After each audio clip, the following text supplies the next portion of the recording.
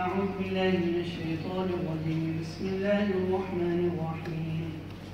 وقال يا بني لا تدخلوا من باب واحد وادخلوا من أبواب متفرقة وما أغني عنكم من الله من شيء إن الحكم إلا لله عليه توكلت وعليه فليتوكل المتوكلون.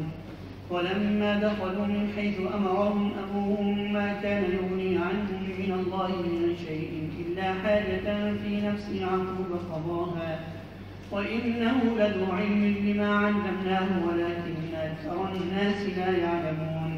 ولما دخلوا على يوسف آوى إليه أخاه قال إني أنا أخوك فلا تبتئس بما كانوا يعملون. فلما جهزهم بجهازهم جعل السقاية في رحل أخيه ثم أذن مؤذن أيتها العير إنكم لسارقون. قالوا وأقبلوا عليهم ماذا تفقدون؟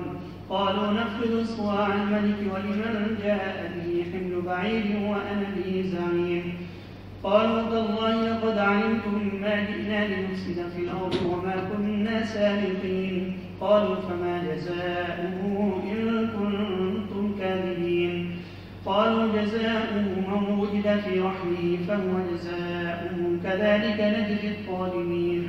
فبدأ بأوعيتهم قبل وعاء أخيه ثم استخرجها من وعاء أخيه كذلك كدنا ليوسف ما كان ليأخذ أخاه في دين الملك إلا أن يشاء الله نرفع درجات من نشاء وفوق كل ذي علم عليم.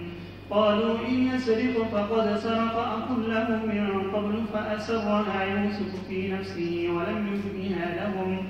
قال أنتم شر مكانا والله أعلم بما تصفون. قالوا يا أيها العزيز إن له أبا شيخا كبيرا فخذ أحدنا مكانه إنا نراك من المحسنين.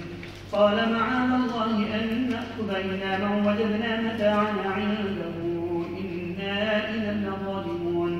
فلما استيئسوا منه خلصوا نجيا. قال كبيرهم ألم تعلموا أن أباكم قد أخذ عليكم موثقا من الله ومن قبل ما فرطتم في يوسف فلن نبرح الأرض حتى يأذن لي أبي أو يحكم الله لي وهو خير الحاكمين. ارجعوا إلى أبيكم فقولوا يا أبانا إن ابنك سرق وما شهدنا إلا بما علمنا وما كنا للغيب حافظين. واسأل القرية التي كنا فيها والعير التي أقبلنا فيها وإنا لصادقون. قال بل سولت لكم أنفسكم أمرا فصبر جميل عسى الله أن يأتيني بهم جميعا إنه هو العليم الحكيم. وتولى عنهم وقال يا أسف على يوسف وابيضت عيناه من الحزن فهو كظيم. قالوا تالله تفتأ تذكر يوسف حتى تكون حرضا أو تكون من الهالكين. قال إنما أشكو بثي وحزني إلى الله وأعلم من الله ما لا تعلمون. يا بني اذهبوا فتحسسوا من يوسف وأخيه ولا تيأسوا من روح الله إنه لا ييأس من روح الله إلا القوم الكافرون.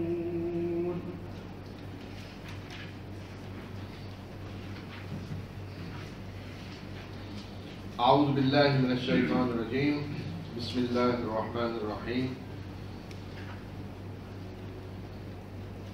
हज़रत याकूब ने जब बेटों को इजाज़त दे दी कि छोटे भाई को साथ ले जाएं तो उनसे अहद व पैमान लिया और उसके बाद फिर रुखसत करते हुए उन्हें कुछ हदायत दी कि जिनमें से एक ये भी थी कि एक दरवाजे से दाखिल नहीं होना। तो यहाँ से उसका जिक्र आ रहा है, फिर आगे किस तरह वो दाखिल हुए, फिर आगे वाक़यात क्या हुए। और याकूब ने कहा क्या मेरे बेटो एक दरवाजे से दाखिल ना होना, मुख्तलिफ दरवाज़ों से दाखिल होना और मैं अल्लाह की मशीयत के मुकाबले में तुम्हारे किसी भी काम नहीं आ सकता। फैसले का अख्तियार सारे का सारा अल्लाह के हाथ में है, उसी पे मैंने भरोसा किया और उसी पे तवक्कल करने वालों को तवक्कल करना चाहिए। और जब वो वहाँ से दाखिल हुए जहाँ से उनके बाप ने उनको हुक्म दिया था तो याकूब अल्लाह की मशीयत के मुकाबले में उनके किसी भी काम ना आ सकता था। सिर्फ एक उसके दिल में हाजत थी جس کو یعقوب نے پورا کیا، اور بے شک وہ علم رکھنے والا تھا جو ہم نے اسے سکھلایا تھا، لیکن اکثر لوگ نہیں جانتے۔ تو یہ جو حضرت یعقوب نے بیٹوں کو نصیحت کی، تو یہ ایک قسم کی تدبیر تھی۔ اب کیوں انہوں نے کہا کہ ایک دروازے سے نہ داخل ہونا؟ کئی وجوہات ہو سکتی ہیں۔ دروازے سے مراد ہے شہر کے جو دروازے، شہروں کے پہلے دروازے ہوتے تھے مختلف، تو انہوں نے بیٹوں کو کہا کہ ایک دروازے سے داخل ہونا، مختلف دروازوں سے داخل ہونا۔ یہ ایک تدبیر ہے، تدبیر کرنے میں کوئی حرج نہیں ہے، لیکن ساتھ ہی حضرت یعقوب یہ بھی کہہ رہے ہیں کہ یہ تدبیر تو میں بتا رہا ہوں، لیکن اللہ کی مشیت کی طرف سے، اللہ کی طرف سے اگر کوئی مصیبت آنے والی، آفت آنے والی ہے، تو اس کے مقابلے میں کچھ نہیں کر سکتا۔ فیصلے کا اختیار اللہ کے پاس ہے، وہ جو چاہے گا وہی ہوگا۔ میں نے بھی اسی پہ بھروسہ کیا ہے، اسی پہ توکل، اور جو توکل کرنے والے ہیں ان کو بھی اللہ ہی پہ توکل کرنا چاہیے۔ پھر آگے اللہ تعالیٰ فرما رہے ہیں کہ یعقوب کی اس تدبیر کے مطابق وہ داخل تو ہوئے، لیکن یعقوب اللہ کی مشیت کے مقابلے میں کسی کام نہیں آ سکتے تھے، لیکن ایک ان کے دل میں حاجت تھی جس کو انہوں نے پورا کر لیا۔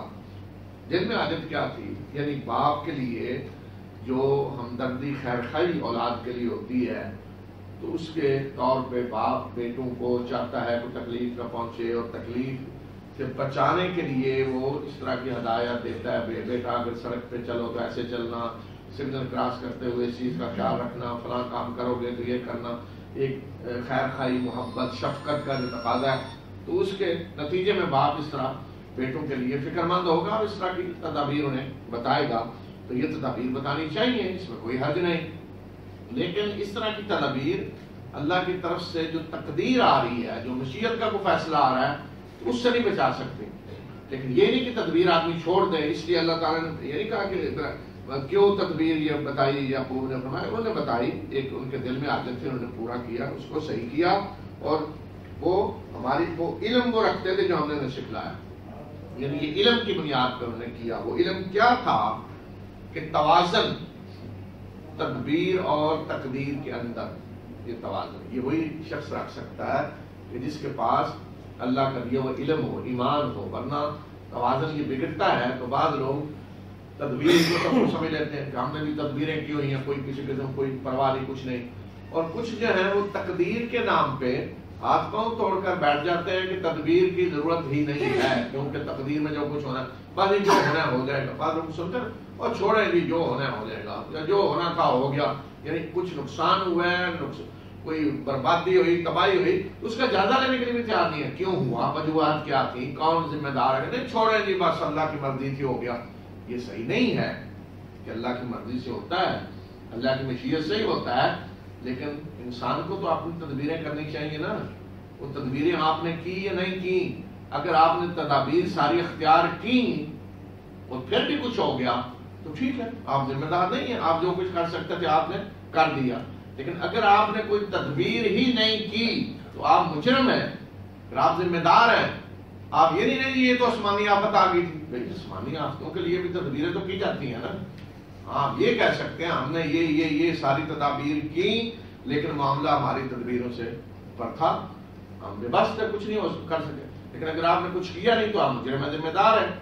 تو یہ چیز جو بڑی اہم ہے، اس طرح آج ہم مسلمان اور بہت ساری چیزوں میں عجیب و غریب کسی انتہا پہ پہنچے ہوتے ہیں، یہاں بھی ہمارا یہی حال ہے۔ یعنی کچھ تو لوگ ہوں گے جو بس جو اللہ نے کرنا ہو جائے گا، کچھ کریں گے یہ تدبیر، اور کچھ ہیں جو تدبیر ہی کو سب کچھ سمجھ لیتے ہیں۔ تو یہاں یعقوب نے جو کچھ کیا، اللہ تعالیٰ نے ان کی تعریف کی کہ جو کچھ انہوں نے کیا وہ اس علم کی بنیاد پہ کیا جو ہم نے انہیں دیا تھا، لیکن اکثر لوگ جو اس حقیقت کو نہیں جانتے وہ یا تو تدبیر کو سب کچھ سمجھ لیتے ہیں، یا پھر وہ تقدیر کے نام پہ بالکل ہی سب کچھ چھوڑ دیتے ہیں۔ اور اس میں خود رسول اللہ صلی اللہ علیہ وسلم کی زندگی کو بھی دیکھیں کہ آپ نے ہمیشہ تدبیر کی ہے، بہترین تدبیر کی ہے، بہترین پلاننگ کی ہے، اور اس میں بہترین مثال جو ہے وہ ہجرت کا سفر ہے کہ جب آپ کے وہ پکڑنے کے لیے اتنے انعام مقرر کر دیا گیا، 100 اونٹ لائے جائیں، تو تدبیر دیکھیں آپ کی، کس طرح آپ نے مدینہ شمال کی طرف ہے، جنوب کی طرف نکلے، اور غار میں 3 دن چھپنے کی پلاننگ اور ساری آگے زبردست قسم کی پلاننگ، اور اس کے باوجود جب دشمن سر پہ آ گیا تو پھر آپ نے فرمایا کہ اللہ ہمارے ساتھ ہے، کوئی کام کرنے کی ضرورت نہیں۔ یہ تو آپ کو پتا تھا نا مکہ سے نکلتے ہوئے کہ اللہ میرے ساتھ ہے، اللہ کے حکم سے آپ نکل رہے تھے، یقین تھا اللہ بات فرمائے گا، لیکن ساری تدبیریں کی ہیں، اس کے باوجود اگر ایسے حالات آ گئے تو پھر آپ نے کہا کہ اللہ ہمارے ساتھ ہے۔ یہ نہیں ہوا کہ مکہ سے نکلتے ہوئے آپ اعلان کر رہے ہوں میں جا رہا ہوں، اللہ میرے ساتھ ہے، آ جاؤ، جو کچھ کسی نے کرنا کر لے۔ تو یہ طریقہ نہیں ہے کہ آدمی اللہ کا امتحان لینا شروع کر دے، بلکہ تدبیر کرے اپنی طرف سے۔ پوری یہی تعلیم دیکھیں یعقوب کے اس واقعے سے ملتی ہے، رسول صلی اللہ علیہ وسلم کی پوری زندگی سے ملتی ہے، اور آج ہم ہیں کوئی تدبیر کرنے کے لیے تیار نہیں، کچھ بھی کرنے کے لیے تیار نہیں، ہر آسمانی آفت آ کر تباہیاں مچاتی ہے اور کوئی پلاننگ نہیں، کچھ نہیں، بس یہ کیا کریں جی، وہ تو پھر دیکھیں نا ہو گیا جی، اللہ کی طرف سے ہو گیا، ہزاروں لوگ مر جائیں بس یہ اللہ کی طرف سے ہو گیا، آپ نے تدبیر کیوں نہیں کی؟ یہ سبق ہے جو قرآن سکھلا رہا ہے کہ بندے کا کام تدبیر کرنا ہے، اور تدبیر پوری کر کے پھر اللہ پہ بھروسہ کریں، توکل کریں۔ اور اس کے بعد آگے حضرت یوسف کے پاس دوبارہ جب جاتے ہیں، بھائی بنیامین بھی ساتھ ہیں، تو وہ اب منظر وہ دکھایا جا رہا ہے، اور جب یوسف کے سامنے آئے اور یوسف نے اپنے بھائی کو خاص اپنے پاس جگہ دی اور اسے بتا دیا کہ میں تیرا بھائی ہوں، جو کچھ یہ کرتے رہے ہیں اس سے آزردہ ہونے کی ضرورت نہیں۔ تو فوراً انہوں نے ایک خاص طریقے سے بھائی کو بلایا، بہانہ کر کے پتہ نہ چلے کسی کو، اور بھائی بنیامین کو بتا دیا کہ میں ہوں یوسف، میں تمہارا بھائی ہوں، لیکن ان پہ ظاہر نہیں کرنا، اور جو کچھ یہ کرتے رہے ہیں اس پہ بھی کوئی پریشان ہونے کی ضرورت نہیں، ہو گیا جو ہو گیا، اور آگے بھی جو کچھ ہوگا آپ چپ رہیں، یعنی آگے جو حضرت یوسف نے تدبیریں کرنی تھیں تو وہ بھی بتا دی پہلے سے، آپ پریشان نہ ہوں۔ اور جب ان کے سامان کو تیار کیا تو اپنے بھائی کے تھیلے میں پیالہ رکھ دیا۔ بظاہر یہ ہوتا ہے کہ پیالہ خاص پیمانہ مقرر کر دیا گیا تھا جس کے ذریعے غلہ دیا جا رہا تھا، اور پھر ایک پکارنے والے نے پکارا کیا قافلے والوں تم چور ہو۔ جب سامان پورا ان کا ہو گیا، نکلنے لگے تو انہیں ایک آدمی کہتا ہے تم چور ہو۔ انہوں نے آگے بڑھ کر کہا کہ کیا گم ہوا ہے تمہارا؟ انہوں نے جواب دیا کہ بادشاہ کا پیمانہ چوری ہو گیا، اس کو ہم ڈھونڈ رہے ہیں، اور جو اسے لے کر آئے گا اسے ایک اونٹ کا بوجھ غلہ انعام میں دیا جائے گا۔ اور کہنے والے نے کہا جی میں اس کا ضامن ہوں، میں ضمانت دیتا ہوں کہ جو ڈھونڈ کے لائے گا اس کو یہ انعام ملے گا۔ تو یوسف کے بھائیوں نے کہا اللہ کی قسم تم جانتے ہو کہ ہم زمین میں فساد پھیلانے کے لیے نہیں آئے، اور نہ ہی ہم چور ہیں، ہم یہاں غلہ لینے آئے ہیں، کوئی چوری ڈاکے کرنے نہیں آئے، نہ ہی کوئی پیشہ ور چور ہیں ہم۔ تو انہوں نے جواب دیا، یعنی سلطنت حکومت کے لوگوں نے، انہوں نے کہا کہ اگر تم جھوٹے ہو تو پھر اس شخص کی کیا سزا ہے جس کے ہم مال برآمد ہو، اس کی کیا سزا ہے؟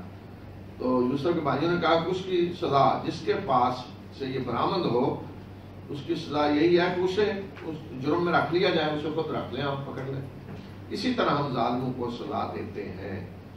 اب تلاشی شروع ہو گئی، تو یوسف نے اپنے بھائیوں کے تھیلوں سے پہلے، اپنے بھائیوں کے تھیلوں سے، اپنے بھائی بنیامین کے تھیلے سے پہلے دوسرے تھیلوں کی تلاشی شروع کی، اور پھر اسے اپنے بھائی کے تھیلے سے برآمد کر لیا۔ اس طرح ہم نے یوسف کو تدبیر سکھلائی، اور وہ بادشاہ کے قانون میں اپنے بھائی کو نہیں پکڑ سکتا تھا الا یہ کہ اللہ چاہے، اور ہم جس کے چاہتے ہیں درجات بلند کرتے ہیں، اور ہر ذی علم کے اوپر ایک علیم ذات ہے، جس کو بھی اللہ نے کوئی علم دیا ہے تو اس کے اوپر اصل علیم ذات اللہ کی ہے، اس نے سب کو علم دیا ہے۔ تو حضرت یوسف نے جو تدبیر کی اس میں بھی بنیامین کے سامان سے پہلے بھائیوں کے سامان کی تلاشی دی، اگر تو سیدھا وہیں جا پہنچتے تو انہوں نے کہا دیکھیں میں خود رکھا ہوا ہے، سیدھا وہیں آپ پہنچا ہے، پہلے وہیں سے تلاشی، تو اس لیے حکمت کے طور پہ باقی لوگوں کی پہلے تلاشی لی اور آخر میں جا کر وہاں سے نکلا۔ اب یہ جو فرمایا کہ بادشاہ کے قانون میں وہ نہیں پکڑ سکتے تھے، رکھ نہیں سکتے تھے، بادشاہ قانون یہ ملک کا جو قانون تھا، ملک کے قانون میں ظاہر ہوتا ہے کہ اس طرح کی سزا نہیں تھی قانوناً کہ جس سے کچھ سامان برآمد ہو اسے آپ اپنے پاس رکھ لیں، اسے جیل جانا پڑتا، قانون یہ ہوگا کہ اسے جیل جانا پڑتا۔ تو حضرت یوسف یہ تو نہیں چاہتے تھے کہ بنیامین بھائی جیل جائیں، وہ انہیں اپنے پاس رکھنا چاہتے تھے، تو اس لیے انہیں پتا تھا کہ فلسطین میں ان کا قانون کیا ہے آل یعقوب کا، تو اس لیے انہوں نے پوچھ لیا پہلے ہی کہ اگر جس سے برآمد ہو اس کیا کرتے ہیں، اس کے کیا سزا؟ انہوں نے کہا یہ سزا ہم دیتے ہیں۔ انہوں نے کہا ٹھیک ہے، ہم آپ کے قانون پہ عمل کر لیں گے۔ تو اس طرح حضرت یوسف کو اللہ تعالیٰ نے یہ تدبیر سکھائی کہ جس کے ذریعے انہوں نے اپنے بھائی کو اپنے پاس رکھ لیا اور لوگوں کو پتہ بھی نہیں چلا۔ پھر انہوں نے بھائیوں نے کہا کہ اگر اس نے بنیامین نے اگر اس نے چوری کی ہے تو اس سے پہلے اس کے بھائی نے بھی چوری کی ہے، یعنی یوسف پہ الزام لگا دیا۔ یوسف نے اپنے دل ہی میں اس بات کو رکھا، چھپا لیا اور اس کو ان کے سامنے ظاہر نہیں ہونے دیا، اور کہا کہ تم بہت برے لوگ ہو اور اللہ جانتا ہے خوب جو کچھ تم بیان کر رہے ہو، یعنی جھوٹ جو تم بول رہے ہو اللہ خوب جانتا ہے۔ تو انہوں نے ایسے ہوتا ہے جیسے جی وہ ہم تو یہ ہیں، یہ ان کی ماں وہ ہے دوسری، تو اس کے بھائی نے بھی پہلے چوری کی تھی، یہ پیچھے سے لے کے آئے وہ خاندانی۔ تو اس طرح چونکہ وہ باقی بھائی الگ ماں سے تھے، حضرت یوسف بنیامین الگ سے، تو انہوں نے الزام لگا دیا، لیکن حضرت یوسف نے ظاہر نہیں ہونے دیا، اس لیے کہ ظاہر ہو جاتا تو پردہ چاک ہو جاتا نا۔ یہ اللہ تعالیٰ کی مشیت نہیں تھی کہ پتہ چلے حضرت یوسف کا بھائی ہو، تو اس لیے حضرت یوسف نے چھپا لیا اس بات کو، ظاہر نہیں ہونے دیا بالکل۔ حالانکہ جو باتیں وہ کہا دیتے حضرت یوسف تو سمجھ رہے ہیں ساری، تو تفسیرات سے بھی کچھ پتہ چلتا ہے، تو لیکن حضرت یوسف چھپا گئے اس کو، لیکن دل ہی دل میں کہا کہ تم بہت برے لوگ ہو اور جو یہ الزام لگا رہے ہو اللہ تعالیٰ اسے خوب جانتا ہے۔ پھر وہ بڑے مسکین بن کے اب منت سماجت کر رہے ہیں۔ انہوں نے کہا کہ اے عزیز مصر، جو لقب یوسف کا تھا، اے عزیز بے شک اس کا یعنی بنیامین کا باپ بوڑھا ہے، تو اس کی جگہ ہم میں سے کسی کو رکھ لیجئے، ہم آپ کو بڑا نیک آدمی سمجھتے ہیں۔ اچھا، یوسف نے کہا کہ اللہ کی پناہ اس بات سے کہ جس سے ہمارا سامان برآمد ہوا ہے اس کے علاوہ ہم کسی اور کو پکڑے، یہ کیسے ہو سکتی ہے؟ تو ظلم ہے، اگر ہم یہ کام کریں تو ہم تو ظالموں میں سے ہو جائیں گے۔ تو آپ مایوس ہو گئے کہ یہ تو نہیں ہو سکتا۔ جب وہ یوسف سے مایوس ہوئے تو پھر مشورہ کرنے کے لیے الگ کھڑے ہوئے، الگ ہو کر انہوں نے مشورہ کیا، اور وہاں بڑے بھائی نے کیا کہا؟ ان کے بڑے بھائی نے کہا کہ کیا تمہیں معلوم نہیں کہ تمہارے باپ نے تم سے پختہ عہد لیا اللہ کے نام کا، اور اس سے پہلے یوسف کے معاملے میں بھی تم کوتاہی کر چکے ہو، تو میں تو اب اس جگہ کو نہیں چھوڑوں گا، یعنی سرزمین مصر کو، یہاں تک کہ میرا باپ یا تو مجھے اجازت دے یا اللہ میرے لیے کوئی فیصلہ کر دے، اور وہ بہترین فیصلہ کرنے والا ہے۔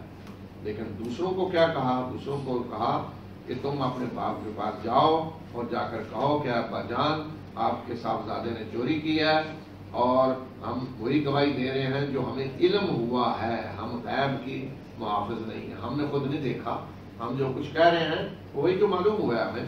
اور ان بستی والوں سے پوچھ لیجئے جہاں ہم تھے، اور ان قافلے والوں سے پوچھ لیجئے جس قافلے میں ہم آئے ہیں، ان کو بھی پتہ ہے کہ چوری کی ہے، اور بے شک ہم سچے ہیں، اور اب سچے تھے، یعنی اب جو کچھ کہہ رہے تھے سچے تھے، اس لیے کہ ان کے علم نہیں تھا، انہوں نے کچھ نہیں پتا تھا اصل حقیقت کیا ہے۔ حضرت یعقوب نے کہا بلکہ تم نے بڑی آسانی سے اس بات کو گھڑ لیا ہے، تو میں صبر کروں گا، بہترین صبر، امید ہے کہ اللہ ان سب کو اکٹھا کر کے میرے پاس لے آئے گا، بے شک وہ علیم و حکیم ہے۔ ان سب کو یعنی یوسف، بنیامین اور بڑا بھائی یہودا، اب تین ہو گئے اکٹھے، اور یعقوب ان سے الگ ہوا اور کہا کہ ہائے افسوس یوسف پہ، اور اس کی آنکھیں غم سے سفید ہو گئی اور وہ غم کے گھونٹ پی رہا تھا، الگ ہو کے رونے لگا یعقوب۔ پھر یوسف کی یاد آئی دوبارہ، اور رو رو کے پہلے بھی ان کی آنکھیں سفید ہو چکی تھیں، بینائی ختم ہو گئی۔ وہ قدیم کا مطلب کوئی آدمی اپنے اندر ہی اندر چھپا رہا ہے کسی کو، اپنے غم کو چھپا رہے تھے، اب سامنے بیان کس کے کریں؟ رو رہے ہیں اکیلے تو کس کے سامنے بیان کریں؟ قاتل جو ہے وہ سامنے ہیں جنہوں نے سب کچھ کیا ہے، کس سے اپنا غم کس سے بیان کریں؟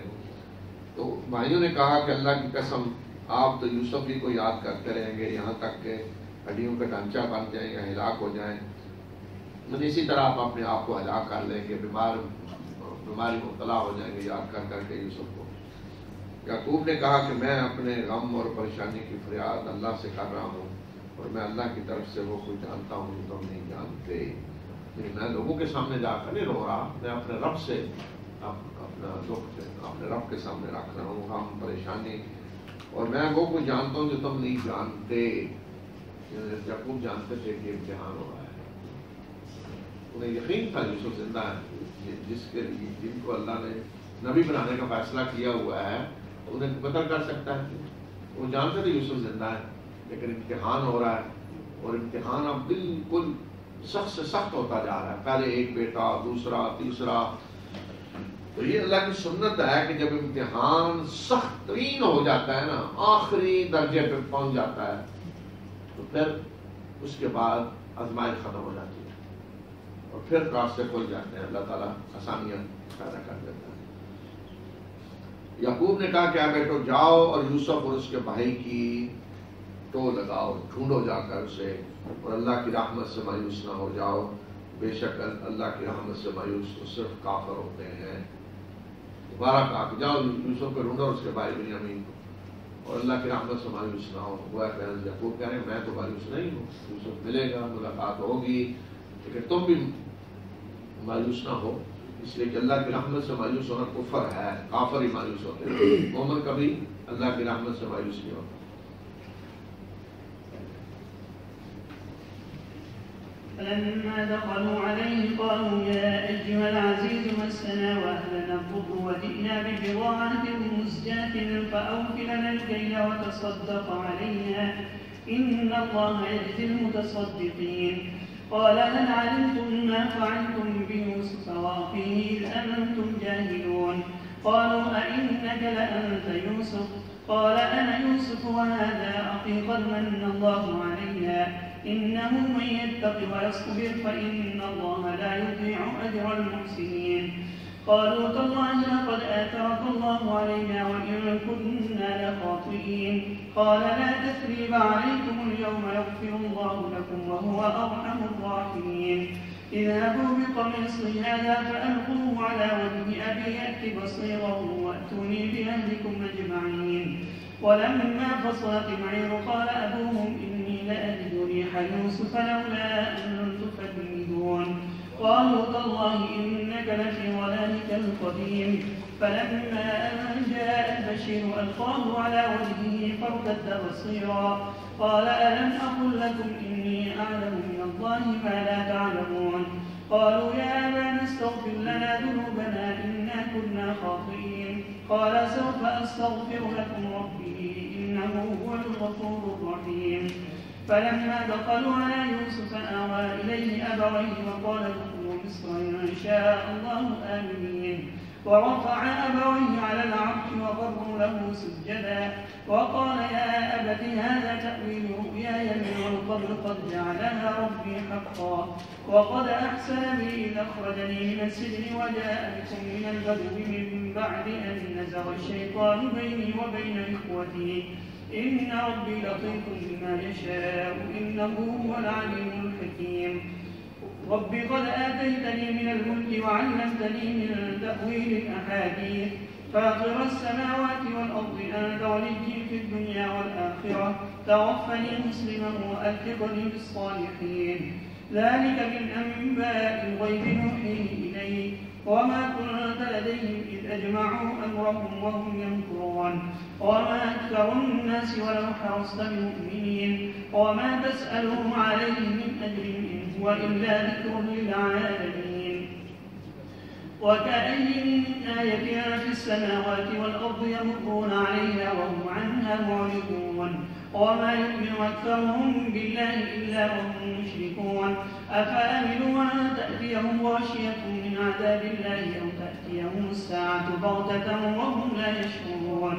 قل هذه سبيلي أدعو إلى الله على بصيرة أنا ومن اتبعني وسبحان الله وما أنا من المشركين.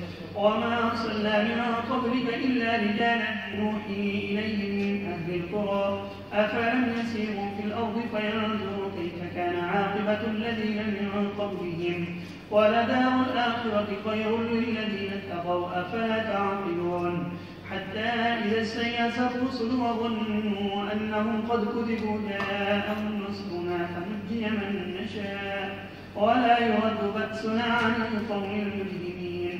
لقد كان في قصصهم عبرة لأولي الألباب ما كان حديثا يفترى ولكن تصديق الذي بين يديه وتفصيل كل شيء وهدى ورحمة لقوم يؤمنون.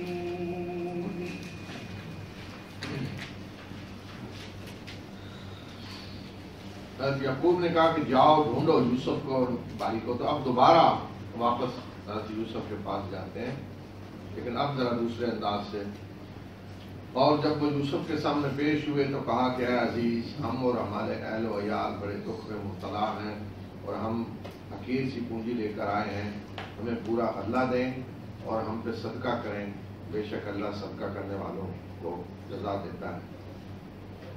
یوسف نے کہا کیا تمہیں پتہ ہے کہ تم نے یوسف اور اس کے بھائی کے ساتھ کیا کیا، جبکہ تم جاہل تھے، نادان تھے، جذبات سے مغلوب ہو کر کیا کرتے رہے؟ انہوں نے کہا کیا آپ یوسف ہی ہیں؟ یوسف نے کہا ہاں میں یوسف ہوں اور یہ میرا بھائی ہے، یقیناً اللہ نے ہم پہ احسان کیا، اور حقیقت یہ ہے کہ جو اللہ سے ڈرتا ہے اور صبر کرتا ہے تو بے شک اللہ ایسے نیکوکاروں کے اجر کو ضائع نہیں کرتا۔ تو حضرت یوسف کے منہ سے یہ بات نکلنی تھی کہ تم نے یوسف اور بھائی کے ساتھ کیا کیا، تو فوراً انہوں نے کہا کہ آپ ہی یوسف ہیں۔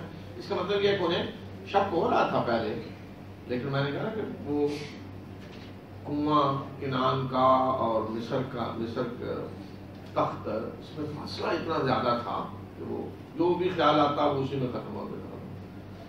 لیکن اب جب انہوں نے یوسف کی زبان سے سنا یوسف کا واقعہ، تو انہوں نے کہا کہ آپ ہی یوسف ہیں، کیونکہ یہ بات کہنا کہ یوسف اور بھائی کے ساتھ ہم کیا کر دیتے، یہ تو بالکل واضح تھا۔ تو انہوں نے فوراً یہ نہیں کہا کہ آپ کو کیسے پتا ہے اور آپ کو جیسے جانتے ہیں۔ اگر یوسف کے بارے میں پہلے بھی شک نہ ہو رہا ہوتا تو پھر تو کہتے ہیں آپ کو کس نے بتایا، آپ کو کیسے پتا ہے؟ تو فوراً کہ آپ یوسف ہیں، آپ ہی یوسف ہیں۔ تو یوسف نے کہا میں یوسف ہوں، یہ میرا بھائی ہے۔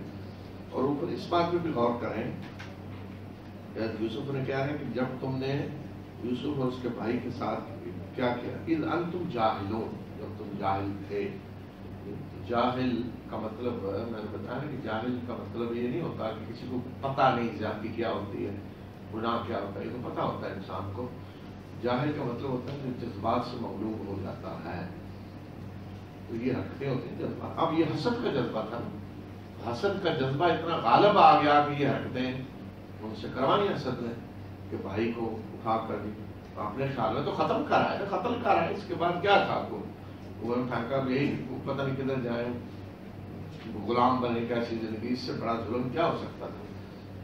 لیکن ظاہر ہے جذبات تھے حسد کے، اس کی وجہ سے ہوا، اس لیے یوسف نے معاف کر دیا۔ یہ کیا کہیں کہ جب تم جذبات سے مغلوب ہو کے تم نے کیا، تو اس لیے اس طرح کی چیزیں جو ہے نا حسد کی بنیاد پہ جو ہوتی ہیں، یہ بعض دفعہ قریبی رشتہ داروں کی طرف سے ہوتی ہیں، بھائیوں کی طرف سے ہوتی ہیں، قرابت داروں کی طرف سے ہوتی ہے، تو اس میں بھی یہ سمجھنا چاہیے کہ بھئی حسد ہے، جذبات سے مغلوب ہیں، جذبات سے یہ کروا رہے ہیں سارا کچھ، تو حتی الامکان درگزر کرنا چاہیے، معاف کرنا چاہیے، کیونکہ انسان ہے، انسانوں کے اندر یہ خامیاں ہوتی ہیں۔ اور پھر حضرت یوسف کا یہ کہنا ہے کہ بے شک جو اللہ سے ڈرتا ہے اور صبر کرتا ہے تو اللہ نیکوکاروں کے اجر کو ضائع نہیں کرتا۔ صبر اور تقویٰ یہ ہیں دو بنیادی چیزیں کہ آدمی آزمائش میں جس طرح کے بھی حالات ہوں اللہ سے ڈرے اور صبر کرے۔ بات وہی ہوتا ہے کہ آدمی کہتا ہے میں صبر تو کر رہا ہوں لیکن اللہ کے قانون کی وہ پابندی نہیں کرتا، تو تقویٰ اور صبر کے ساتھ تقویٰ۔ اور پھر وہی بات آ رہی کہ محسنین، بہترین عمل کرنے والے، اور بہترین عمل میں یہی دو بنیادیں ہیں اس کی کہ آدمی تقویٰ اور صبر جو کرتا ہے تو وہی محسن ہے، جو ہر معاملہ اپنا بہترین طریقے سے انجام دیتا ہے وہی محسن ہے۔ اب بھائی اعتراف کر رہے ہیں، انہوں نے کہا کہ اللہ کی قسم یقیناً اللہ نے آپ کو ہم پہ ترجیح دی اور بے شک ہم خطا کار تھے۔ اب ہم مانتے ہیں کہ اللہ نے ترجیح دی، اور اسی ترجیح کی وجہ سے حسد ہو رہا تھا نا، کہ ترجیح اللہ نے دی تو اسی کی وجہ سے حسد کر رہے تھے۔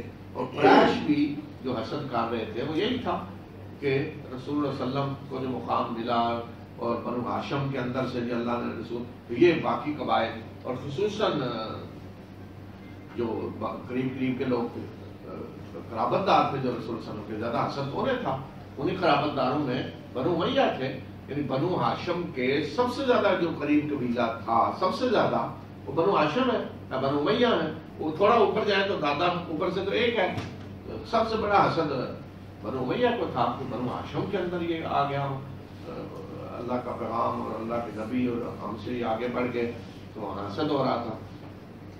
تو یہی بات قریش کے سرداروں کو تو رسول صلی اللہ علیہ وسلم نے بھی کہی، وہی جو آج حضرت یوسف نے کہی بھائیوں کو، تو انہوں نے مان لیا کہ ہم خطا کار تھے. تو یوسف نے کہا کہ آج تم پہ کوئی مواخذہ نہیں ہے، اللہ تمہیں معاف کرے اور وہ ارحم الراحمین ہے. یہی بات رسول صلی اللہ علیہ وسلم نے فتح مکہ کے دن قریش کو کہی تھی، اپنے ہی بھائیوں کو، اپنے ہی قبیلے کے لوگوں کو جو حسد میں مبتلا تھے، آپ سے لڑتے رہے، جنگیں کرتے رہے. تو جس روز وہ بالکل رحم کی بھیک مانگ رہے تھے کھڑے ہو کر، تو رسول صلی اللہ علیہ وسلم نے ہمیں کہا کہ لا تثریب علیکم اليوم اذهبوا فانتم الطلقاء، کوئی معاف نہیں، جاؤ تم آزاد ہو، تمہیں آج کچھ نہیں کہا جائے گا، سب معاف، کوئی پرانا کیس نہیں اٹھایا جائے گا، فلاں نے یہ کیا تھا، یہ کیا تھا، سب کچھ معاف کر دیا. بالکل اسی طرح جس طرح یوسف نے کہا تھا. تو یہ ہے وہ بات جو شروع میں حقیقت کرے گی، بتائے گی کہ سوال کرنے والوں کے لیے بڑی نشانیاں ہیں اس قصہ میں. یہ قریش کے لیے نشانیاں تھیں، قریش یوسف کے بھائیوں کی جگہ کھڑے تھے اور رسول اللہ صلی اللہ علیہ وسلم حضرت یوسف کی جگہ. یہ سب کچھ جب ہو گیا تو اب حضرت یوسف اپنے خاندان کو چاہتے ہیں کہ مصر لے آئیں.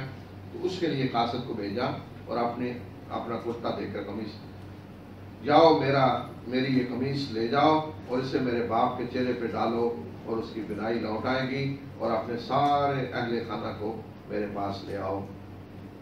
اور جب قافلہ روانہ ہوا مصر سے تو ان کے باپ نے کہا کہ میں یوسف کی خوشبو پا رہا ہوں، اگر تم یہ نہ کہو کہ یہ سٹھیا گئے ہیں. مجھے آج خوشبو آ رہی یوسف کی، لیکن مجھے ڈر ہے کہ تم کہو کہ یہ سٹھیا گئے، سترے بترے ہو گئے، اس طرح کی باتیں کر رہے ہیں، کوئی دماغ ٹھیک نہیں، ورنہ میں آج خوشبو پا رہا ہوں یوسف کی. تو وہی بات جو یعقوب نے کہی مجھے ڈر ہے، وہی انہوں نے کہہ دی. انہوں نے کہا اللہ کی قسم آپ تو اپنے پرانے خبط میں مبتلا ہیں، وہ جو یوسف ہر وقت وہ دماغ میں ہے، بس وہی آپ کرتے رہتے ہیں. یہ کون تھے جو وہاں تھے بیٹھے ہوئے نا، ایک تو یہاں تھے نا یہ قافلہ بھائی جو یہاں آئے ہوئے تھے، تو ان کو تو کہا جاؤ کہ قمیص لے جاؤ اور جا کر باپ کے چہرے پہ ڈالنا. تو یہ قافلہ یہاں سے چلا ہے جی. تو آج کا دور ہوتا تو وہ تو وہیں سے موبائل سے خوشخبری میسج چلا جاتا نا کہ یوسف اور سارا اور واٹس ایپ پہ اور سارا دکھا بھی دیا جاتا بیٹھ کے. تو اس وقت تو قافلہ چلا یہاں سے، تو اب جو وہاں فلسطین میں بیٹھے ہونا تو نہیں پتا تھا کیا ہو رہا ہے مصر میں. تو وہاں یعقوب نے جب کہا کہ آج مجھے یوسف کی خوشبو آ رہی ہے، تو وہاں جو گھر والے تھے انہوں نے کہا نہیں جی آپ سٹھیائے ہوئے ہیں، وہ پرانا خبط ہے، باتیں کر رہے ہیں، یوسف کہاں اور کیسی باتیں. اور یہ تو قافلہ جب چلا، اب جب قافلہ پہنچتا ہے تو پھر کیا ہوا، اور جب وہ خوشخبری دینے والا آیا، یعنی سرکاری طور پہ جو قمیص لے کر آیا تھا، یہ قافلہ جو چلا تھا یہ سرکاری قافلہ تھا، باقاعدہ سرکاری وسائل سارے، اور اس وقت کے حساب سے جو بھی ہوتا تھا سامان وسائل نقل و حمل وہ سارے بھیجے گئے کہ سرکاری طور پہ لایا جا رہا ہے یعقوب کے خاندان کو. اور جب وہ خوشخبری دینے والا آیا اور اس نے یوسف کی قمیص یعقوب کے چہرے پہ ڈالی، ان کی بینائی لوٹ آئی، بینائی جو ختم ہو گئی لوٹ آئی خوشی سے. یعقوب نے کہا کہ کیا میں تمہیں کہتا نہیں تھا کہ میں اللہ کی طرف سے وہ جانتا ہوں جو تم نہیں جانتے. یہ امتحان ہے، آزمائش ہے، یوسف زندہ ہیں، وہ ملیں گے، آئیں گے، یہ اللہ تعالیٰ کی طرف سے امتحان. تو میں یہ کہتا تھا تم مانتے نہیں تھے، تو کیا میں یہ نہیں کہتا تھا. تو گھر والوں نے کہا کہ اے ابا جان ہمارے لیے اپنے رب سے ہمارے گناہوں کی مغفرت مانگیں، بے شک ہم خطا کار ہیں. یعقوب نے کہا کہ میں ضرور تمہارے لیے اپنے رب سے تمہارے گناہوں کی معافی مانگوں گا، بے شک وہ بخشنے والا مہربان ہے. تو دیکھیں اس میں یہ بات بھی معلوم ہوتی ہے کہ جب آدمی اپنی غلطی کا اعتراف کر لے، مان لے کہ میں غلط ہوں، خطا کار ہوں، تو وہ خود بھی اللہ سے معافی مانگے اور دوسروں کو بھی کہے، خصوصاً جو اللہ کے نیک بندے ہیں ان کو بھی کہے کہ وہ اس کے لیے دعا کرے. عام زندگی میں بھی دعا کے لیے کہنا چاہیے، اور خصوصاً اگر اس طرح کا معاملہ ہے غلطی گناہ، تو خود بھی گناہ سے معافی مانگے اور دوسرے کسی کو بھی کہے جی آپ بھی میرے لیے معافی مانگے، اللہ سے دعا کرے کہ اللہ مجھے معاف کرے. اور اسی طرح دعا آدمی جب کرتا ہے خود بھی کرے، دوسروں کو بھی کہے آپ میرے لیے دعا کریں. لیکن یہ نہیں ہو سکتا کہ آدمی خود اپنے لیے تو دعا نہ کرے یا اپنے لیے خود معافی نہ مانگے اور دوسروں کو کہے جی آپ دعا کریں اللہ مجھے معاف کرے. فرض کریں ایک اور دعا کرتا ہے کہ اللہ فلاں کو معاف کر، اللہ تعالیٰ کہتا ہے کہ اس نے تو معافی مانگی نہیں ہے مجھ سے، اس نے تو نہیں معافی مانگی بھی، آپ کس طرح کہہ رہے ہیں میں اسے معاف کروں؟ اس نے معافی مانگی نہیں ہے. یا ایک آدمی کو دعا کرتا ہے اللہ سے، یا اللہ فلاں کو فلاں چیز دے دے، اللہ تعالیٰ کہتا ہے اس نے تو مجھ سے نہیں مانگی آج تک کبھی، خود کیوں نہیں مانگتا؟ اب اللہ سے نہ مانگنا اس چیز کی دلیل ہے کہ آپ اللہ کی رحمت سے مایوس ہیں. آپ کہتے ہیں کہ اللہ تو نہیں سنتا. جی آپ مثلاً اگر کسی جگہ کوئی ایسا وزیر یا ایسا کسی ادارے کا ڈائریکٹر آ کے بیٹھا ہے، لوگوں کو پتا ہے کہ یہ کسی کا کام کرتا ہی نہیں ہے، سوال ہی نہیں، جس نے کروانا واسطے وسیلے سے ہوگا، تو آپ ڈائریکٹ کوئی نہیں جائے گا، واسطہ ڈھونڈے وسیلہ بس. تو ایسا جو ڈائریکٹر ویکٹر ہو وہ اچھا آدمی ہوتا ہے، لوگ تنگ ہوتے ہیں نا اس سے، گالیاں دے رہے ہوتے ہیں، برا آدمی اللہ جان چھڑائے، لیکن وہ واسطے وسیلے کیا کریں آپ. لیکن ایسا شخص اگر کسی جگہ پہ بیٹھا ہو، اس نے اعلان کیا ہو کہ جس وقت جو آدمی چاہے ڈائریکٹ میرے پاس آئے، اپنی مشکل بتائے، میں حل کروں گا، آپ کا مسئلہ سنوں گا، شکایت سنوں گا. اور پھر ایسے آدمی کے پاس کوئی جا کر کسی کے کہہ رہے جی فلاں کا مسئلہ نہیں آپ نے حل کیا، وہ نہیں میرے پاس آیا، میرے تو دروازے کھلے ہیں، میں تو کسی کو نہیں روکا، وہ کیوں نہیں آتا میرے پاس؟ تو گویا کہ وہ یہ کہہ رہا ہے کہ یہ بھی اسی طرح کا ہے جس طرح کا پہلے تھا، جو واسطے کے بغیر کام نہیں کرتا تھا، یہ بھی اسی طرح کا. اسی طرح یہ بڑا غلط گمان ہے اللہ کے بارے میں کہ بندہ یہ نہیں جی اللہ میری تو سنتا نہیں، تو خود نہ دعا کرے اور دوسروں کا جی میرے لیے کر، بھی آپ خود بھی کریں. لیکن اصل مسئلہ ایک اور ہے درمیان میں، اور وہ کیا ہے کہ دعا مانگنے کے لیے بندے کو سیدھا ہونا پڑتا ہے. ٹیڑھ ویڑھ اپنے سارے نکل جاتے ہیں. دعا مانگے تو سیدھا ہونا پڑتا ہے. اللہ سے مانگنے کے لیے سیدھا ہونا پڑتا ہے. جب آدمی اللہ سے مانگے اور اس نے کبھی اللہ کا کوئی حکم نہ مانا ہو، کب نافرمانیاں، تو آدمی اللہ کے آگے اٹھا سکتا ہو کہ شرم خود آ رہی ہے کہ میں نے تو اللہ کا آج تک کوئی حکم نہیں مانا، کس منہ سے اس سے مانگوں گا؟ نہیں مان سکتا دعا. اب دو ہی شکلیں ہیں، یا تو دعا نہیں مانگے گا، اگر مانگے گا تو اسی وقت توبہ بھی ساتھ کرے گا، سیدھا بھی ہونا پڑے گا اس سے. تو دعا بندے کو سیدھا کر دیتی ہے، اسے توبہ کرنی پڑتی ہے، اللہ سے تعلقات اپنے صحیح کرنے پڑتے ہیں. تو جو لوگ توبہ نہیں کرنا چاہتے، معافی نہیں مانگنا چاہتے، اسی راستے پہ جرائم کے راستے پہ چلنا چاہتے ہیں، لیکن نفسیاتی ہوتا ہے، روحانی تھوڑی تکلیف مسئلہ یہ وہ، تو پھر وہ کہتے ہیں جی وہ بزرگوں سے دعا کروا لیں گے، انہیں کوئی کھلاو آ کے دے کے چلو، انہیں کرائے کی دعا کروا لیں گے، ہمیں بدلنے کی ضرورت نہیں. آپ نے آپ کو دعا کا مسئلہ ہے تو کرائے کی دعا کروا لیں. تو دعائیں کرائے کی نہیں ہوتی. جب تک آدمی خود نہیں مانگے گا تو دوسرے کی دعا پھر اسے فائدہ نہیں دیتی. ہاں جب خود مانگے تو دوسروں کی دعائیں بھی فائدہ دیں گی، پھر دوسروں کی دعائیں بھی قبول ہوں گی، بلکہ دوسروں کی تو زیادہ قبول ہوتی ہیں. تو یہاں دیکھیں نا، یوسف بھائیوں نے کہا ہم خطا کار ہیں، تو انہوں نے خود بھی اپنے گناہ کی معافی مانگی، اور یعقوب سے بھی کہا، تو انہوں نے بھی کہا میں بھی ضرور تمہارے لیے مغفرت کی دعا کروں گا اپنے رب سے، بخشنے والا مہربان. اب جب یہاں سے قافلہ چلا تو مصر میں پہنچا، تو واپس پورے بنی اسرائیل کو لے کے مصر میں آگے سرکاری طور پہ استقبال ہوا، اس کا آگے منظر دکھایا. اور جب وہ یوسف کے پاس پہنچے تو یوسف نے اپنے والدین کو خاص اپنے ہاں جگہ دی اور کہا کہ تم مصر میں اللہ نے چاہا تو امن سے داخل ہو جاؤ، مصر میں داخل ہو، بالکل تمہیں کوئی خوف کچھ نہیں، پورے امن کے ساتھ. اس لیے کہ شاہی خاندان کے سیرے سے گویا کہ آ رہے تھے، اور اسی طریقے سے استقبال ہوا. یوسف نے سرکاری سب لوگوں نے باہر نکل کر شہر سے استقبال کیا، اور یوسف نے اپنے والدین کو اب تخت پہ بٹھایا، اور سب اس کے آگے سجدے میں سجدہ ریز ہوئے. اور یوسف نے کہا کہ ابا جان یہ ہے میرے اس خواب کی تعبیر جو پہلے میں نے دیکھا، اور میرے رب نے اس کو سچ کر دکھایا، اور اس نے مجھ پہ بڑا احسان کیا جب اس نے مجھے جیل سے نکالا اور تمہیں وہ دیہات سے لے کر آیا. اس کے بعد کہ شیطان نے میرے اور میرے بھائیوں کے درمیان اختلاف ڈال دیا تھا. بے شک میرا رب جو کچھ چاہتا ہے اس کو بڑی باریک بینی سے کرتا ہے، بے شک وہ علیم اور حکیم ہے. تو سجدے سے مراد یہاں وہ نہیں کوئی سجدہ کرنا، یہ ایک پروٹوکول صاحب جیسے بنا ہوتا ہے نا، جاپانیوں کو آپ دیتے ہیں تھوڑا ایسے وہ کیا نیچے، اس طرح وہاں بھی جو عزیز یا بادشاہ کے سامنے لوگ جھکتے، تو یوسف کے سامنے اسی طرح سارے جھکے.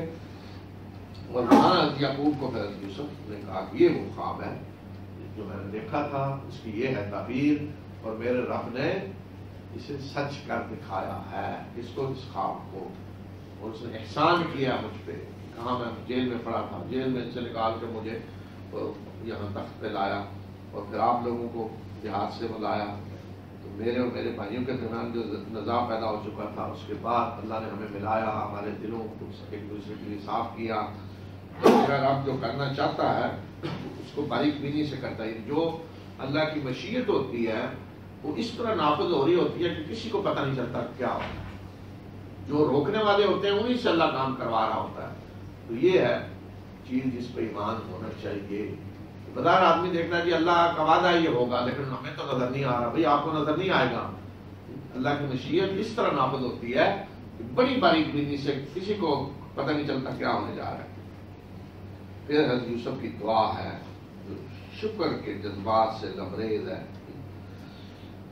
اے میرے پروردگار، تو نے مجھے بادشاہی عطا کی اور مجھے باتوں کی حقیقت تک پہنچنے کا علم سکھلایا، یعنی علم نبوت۔ اے آسمانوں اور زمین کے پیدا کرنے والے، تو ہی میرا سرپرست ہے، دنیا میں بھی اور آخرت میں بھی۔ مجھے اسلام کی حالت میں موت دینا اور مجھے نیک لوگوں کے ساتھ شامل کرنا۔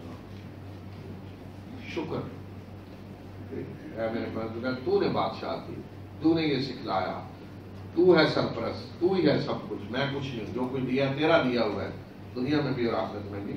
تو سب سے بڑی کامیابی جس کے لیے دعا ہونی چاہیے کہ پروردگار مرتے دم تک مجھے اپنا وفادار رکھنا، مسلمان رکھنا نہیں، وفادار، تیرا بندہ، وفادار بن کے رہوں، اور پھر نیک لوگوں میں مجھے شامل کرنا۔ تو جو نیک لوگوں میں شامل ہو گیا وہ کامیاب ہو گیا۔ صالحین کون ہے؟ جس میں سارے انبیاء، شہداء، متقین سب آ جاتے ہیں صالحین کے اندر، تو ان لوگوں میں، ان کی جماعت میں مجھے شامل کرنا۔ تو نیک لوگوں کے ساتھ یہ تعلق ہونا چاہیے کہ آدمی دعا کرے کہ اللہ مجھے بھی نیک لوگوں میں شامل کر، ان کے جو یہ نہیں کہ میں تو نہیں، بعض لوگ کہتے ہیں کہ نہیں میں ان میں کوئی توہین کر رہا ہوں ان کی، نہیں، آپ بھی اسی طرح ہو سکتے ہیں۔ اگر مثلا اللہ کا ایک بڑا متقی بندہ گزرا ہے پہلے، کیا وہ سیٹیں ختم ہوگی اور متقی نہیں ہو سکتا؟ جی آپ بھی دعا کریں کہ اللہ مجھے بھی فلاں بندے کی طرح متقی بنا، بڑے سے بڑا متقی گزرا ہے، تو آپ دعا کریں کہ اللہ مجھے بھی بنا اسی طرح، مجھے بھی توفیق دے کہ میں بھی اسی طرح تیری بندگی کروں، میں بھی متقی بنوں، میں بھی وہی انعام حاصل کروں جو تو نے فلاں کو دیا۔ یہ نیک لوگوں سے تعلق ہونا چاہیے۔ لیکن آج کیا ہے کہ اللہ کو نیک بندہ اس کو خدا کے ساتھ شریک بنا لیا، تو یہ تو ظلم ہے کہ آپ اس نیک بندے پہ بھی ظلم کر رہے ہیں اور دوسرا اللہ پہ بھی ظلم کر رہے ہیں، اللہ کا حق مار رہے ہیں، اور پھر الٹا آدمی پھر مجرم بن کے اللہ کے سامنے جائے گا۔ یہ غیب کی خبریں ہیں جو ہم آپ کو دے رہے ہیں۔ اب یہ خاتمہ سورہ کی آیات ہیں جس میں پوری سورت پہ گویا کہ تبصرہ کیا جا رہا ہے۔ تو رسول صلی اللہ علیہ وسلم کو خاتمہ کر کے فرمایا کہ یہ غیب کی خبریں ہیں جو ہم آپ کو دے رہے ہیں۔ جب انہوں نے فیصلہ کیا اکٹھے ہو کر تو آپ ان کے پاس نہیں تھے، یعنی یوسف کے بھائیوں نے جب فیصلہ کیا کنویں میں ڈالنے کا تو آپ نہیں تھے وہاں، اور وہ اس وقت چال چل رہے تھے یوسف کے بھائی۔ اور اکثر لوگ اگرچہ آپ کتنا ہی چاہیں ایمان لانے والے نہیں، آپ جتنی کوشش کر لیں، یہ نہیں ہو سکتا سب لوگ ایمان لے آئیں اور آپ اس کام پہ ان سے کوئی اجر نہیں مانگ رہے۔ یہ تو ایک یاد دہانی ہے تمام جہاں والوں کے لیے، اور کتنی ہی آیات ہیں آسمان و زمین میں جن پہ ان لوگوں کا گزر ہوتا ہے، اس حال میں بھی ان سے منہ موڑے ہوئے ہیں۔ اور اکثر لوگ اللہ پہ ایمان اس طرح لاتے ہیں کہ اس کے ساتھ شریک ٹھہرا رہے ہوتے ہیں۔ اکثر لوگوں کا حال یہ ہے کہ اللہ پہ ایمان لاتے ہیں لیکن وہ ایمان کے جس کے ساتھ شرک ہوتا ہے۔ یہ ہے اصل مسئلہ پوری انسانی تاریخ میں۔ اصل مسئلہ کیا رہا ہے کہ لوگ اللہ کو تو مانتے رہے ہیں لیکن ساتھ شرک، اللہ کو مانتے تھے، تو یہ ایمان جو شرک کے ساتھ ہو یہ ایمان اللہ کو قبول نہیں ہے، یہ کفر کی طرح ہے۔ اس لیے فرمایا کہ ان لوگوں کا مسئلہ یہ ہے کہ ان میں سے اکثر ایمان لاتے ہیں اللہ پہ اس طرح، اس کے ساتھ شریک ٹھہرا رہے ہوتے ہیں۔ تو کیا یہ بے خوف ہو گئے اس بات سے کہ اللہ کے عذاب کا کوئی جھونکا ان پہ آ جائے یا قیامت کی گھڑی اچانک آ جائے کہ انہیں پتہ بھی نہ ہو؟ کہہ دیجئے کہ یہ ہے میرا راستہ، میں اللہ کی طرف بلاتا ہوں بصیرت کے ساتھ، میں بھی اور جنہوں نے میری پیروی کی ہے وہ بھی، اور پاک ہے اللہ اور میں مشرکوں میں سے نہیں ہوں۔ اللہ پاک ہے یعنی اس کا کوئی شریک ہو تو میں بھی بلانگ کرتا ہوں کہ میں مشرکوں میں سے نہیں ہوں، اور اے نبی صلی اللہ علیہ وسلم آپ سے پہلے بھی ہم نے جن کی طرف وحی کی وہ مرد ہی تھے، ان کی طرف ہم وحی کرتے رہے ہیں بستیوں والوں میں سے، یعنی پہلی بستیوں والوں میں سے جو نبی گزرے ہیں جن کی طرف ہم نے وحی کی وہ سارے کے سارے مرد تھے۔ یہاں سے یہ نہیں بتایا جا رہا عورتیں نہیں مرد تھے، بلکہ مرد کہنے کا مطلب یہ ہے کہ رشتے نہیں تھے، انسان تھے سارے۔ کیا یہ زمین میں چلے پھرے نہیں کہ یہ دیکھتے کہ ان سے پہلے جو لوگ گزرے ان کا کیا انجام ہوا، اور انہیں پتہ چلتا کہ آخرت کا گھر جو ہے وہ بہتر ہے ان لوگوں کے لیے جنہوں نے تقوی اختیار کیا، تو کیا تم عقل سے کام نہیں لو گے؟ یہاں تک کہ جب رسول مایوس ہو گئے اور لوگوں نے سمجھا کہ ان سے جھوٹ بولا گیا تو ہماری مدد آ گئی، اور جس کو ہم نے چاہا اسے نجات دی گئی، اور ہماری پکڑ کو مجرموں سے روکا نہیں جا سکتا۔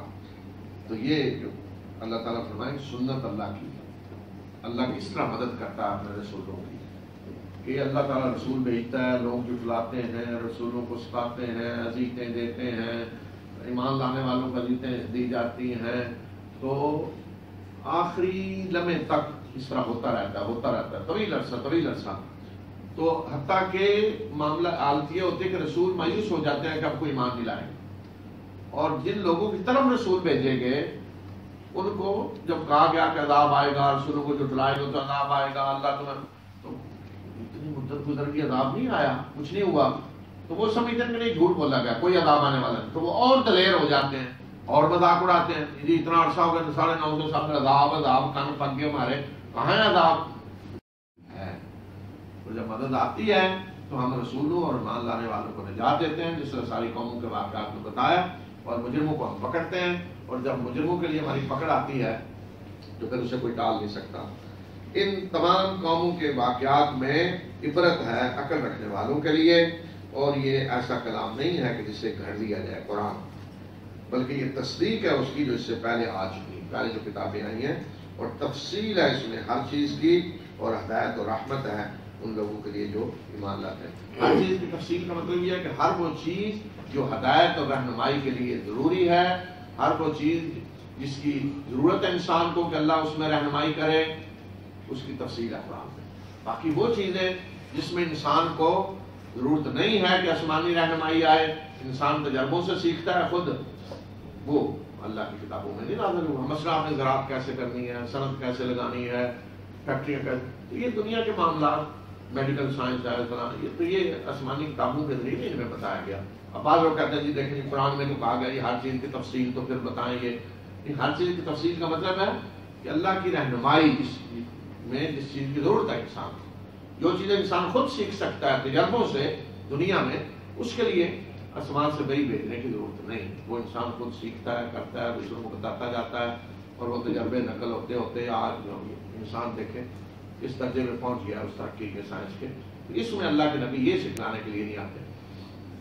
بسم اللہ الرحمن الرحیم، الف لام میم را، تلك آیات الكتاب والذی انزل الیک من قبلک الحق ولكن اکثر الناس لا یؤمنون۔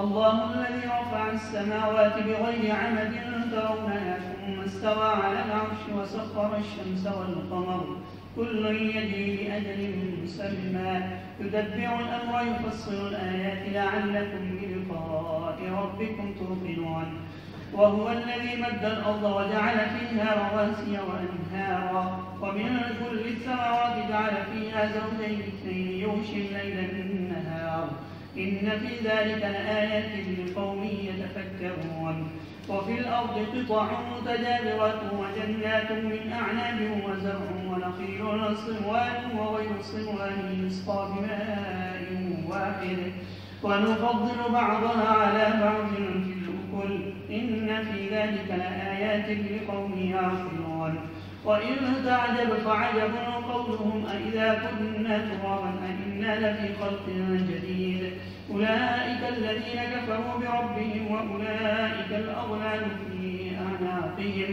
وأولئك أصحاب النار هم فيها خالدون ويستعجلونك بالسيئة قبل الحسنة وقد خلت من قبلهم المثلات وإن ربك لذو مغفرة للناس على ظلمهم وإن ربك لشديد العقاب ويقول الذين كفروا لولا أنزل عليه آية من ربه إنما أنت منذر ولكل قوم هاد الله يعلم ما تحمل كل أنثى وما تغيض الأرحام وما تزداد وكل شيء عنده بمقدار عالم الغيب والشهادة الكبير المتعال سواء منكم من أسر القول ومن جهر به ومن هو مستخف بالليل وسارب بالنهار له معقبات من بين يديه ومن خلفه يحفظونه من أمر الله إن الله لا يغير ما بقوم حتى يغيروا ما بأنفسهم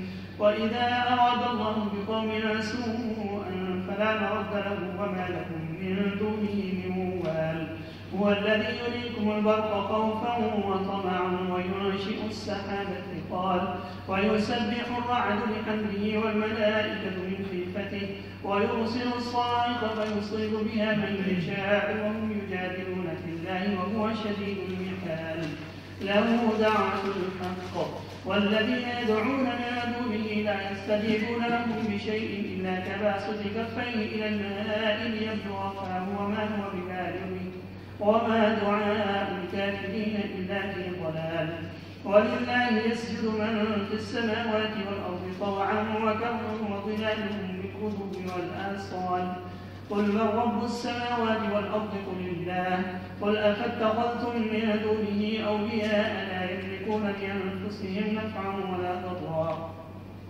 قل هل يستوي الأعمى والبصير أم هل تستوي الظلمات والنور أم جعلوا لله شركاء خلقوا كخلقه فتشابه الخلق عليهم قل الله خالق كل شيء وهو الواحد القهار أنزل من السماء ماء فسالت أودية بقدرها فاحتمل السيل زبدا رابيا ومما يوقدون عليه في النار ابتغاء حلية أو متاع زبد مثله كذلك يضرب الله الحق والباطل فأما الزبد فيذهب جفاء وأما ما ينفع الناس فينفث في الأرض كذلك يضرب الله الأمثال للذين استجابوا لربهم الحسنى والذين لم يستجيبوا له لو أن لهم ما في الأرض جميعا ومثله معه لافتدوا به أولئك لهم سوء الحساب ومأواهم جهنم وبئس المهاد أفمن يعلم أن ما أنزل إليك من ربك الحق كمن هو أعمى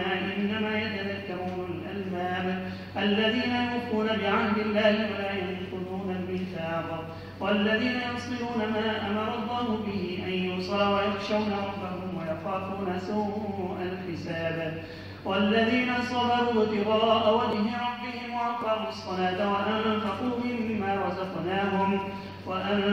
مما رزقناهم سرا وعلانية ويدرؤون بالحسنة السيئة أولئك لهم عقبى الدار جنات عدن يدخلونها ومن صلح من آبائهم وأزواجهم وذرياتهم والملائكة يدخلون عليهم من كل باب سلام عليكم بما صبرتم فنعم عقبى الدار والذين ينقضون عهد الله من بعد ميثاقه ويقطعون ما أمر الله به أن يوصل ويفسدون في الأرض أولئك لهم اللعنة ولهم سوء الدار الله يبسط الرزق لمن يشاء ويقدر وفرحوا بالحياة الدنيا وما الحياة الدنيا في الآخرة إلا متاع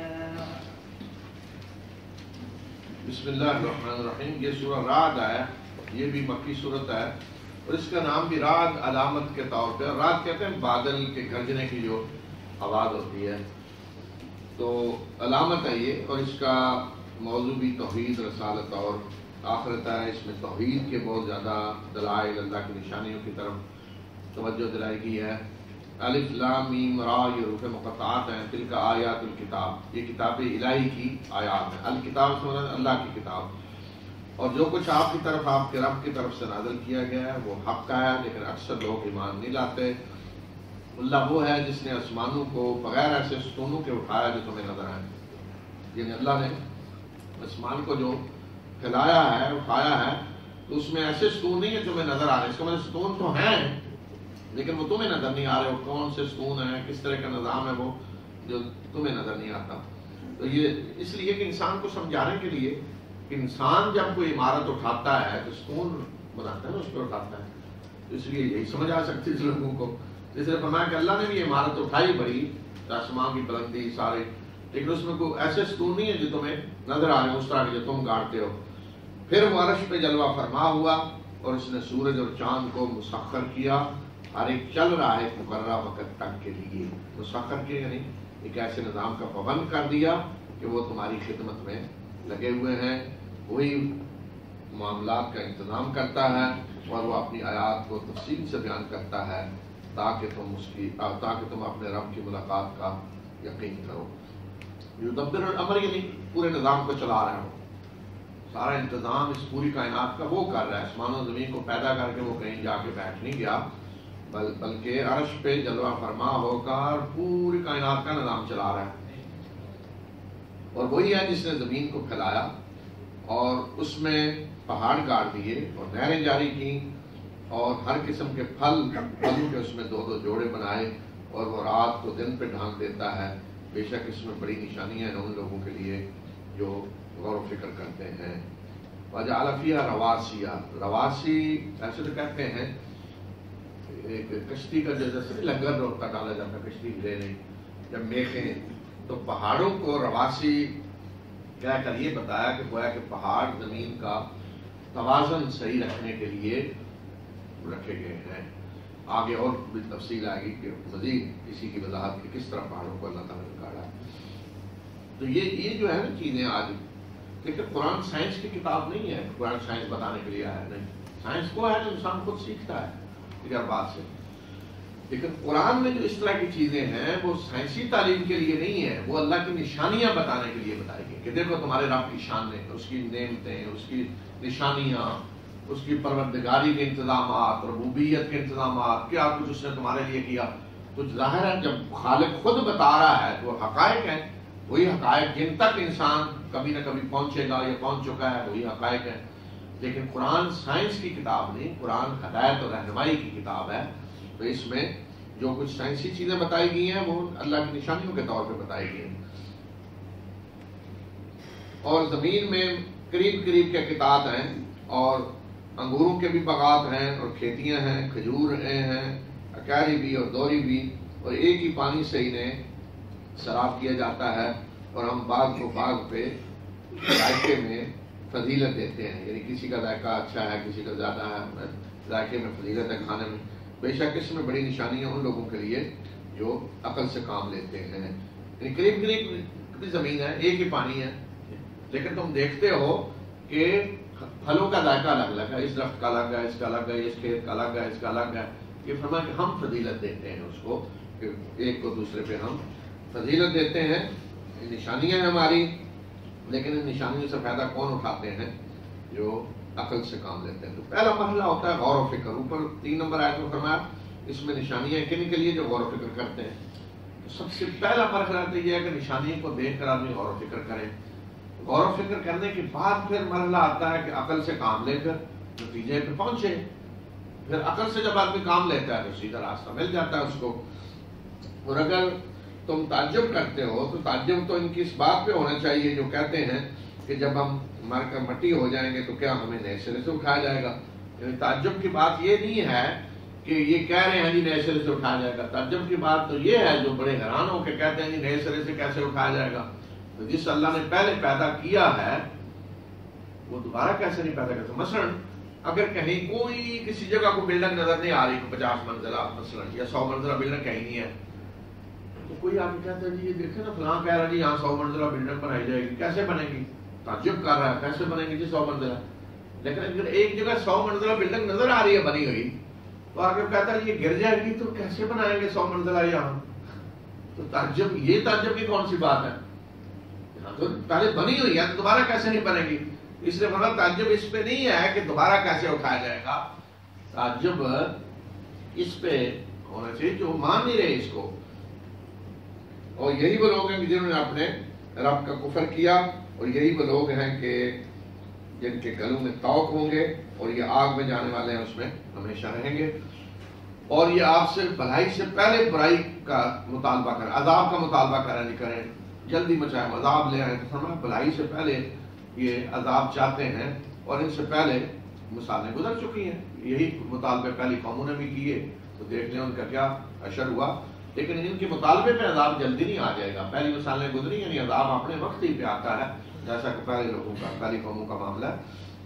اور بے شک تیرا رب لوگوں کے ساتھ بڑی بخشنے والا ہے، لوگوں کو ان کے ظلم کے باوجود، اور تیرا رب بے شک سزا دینے والا بھی ہے، لوگوں کے ظلم کے باوجود وہ انہیں بخشتا ہے اگر وہ توبہ کرتے ہیں۔ تو مہلت اس لیے اللہ دیتا ہے کہ ظالم توبہ کریں، معافی مانگیں، اور معافی مانگتے ہیں اللہ بخش دیتا ہے۔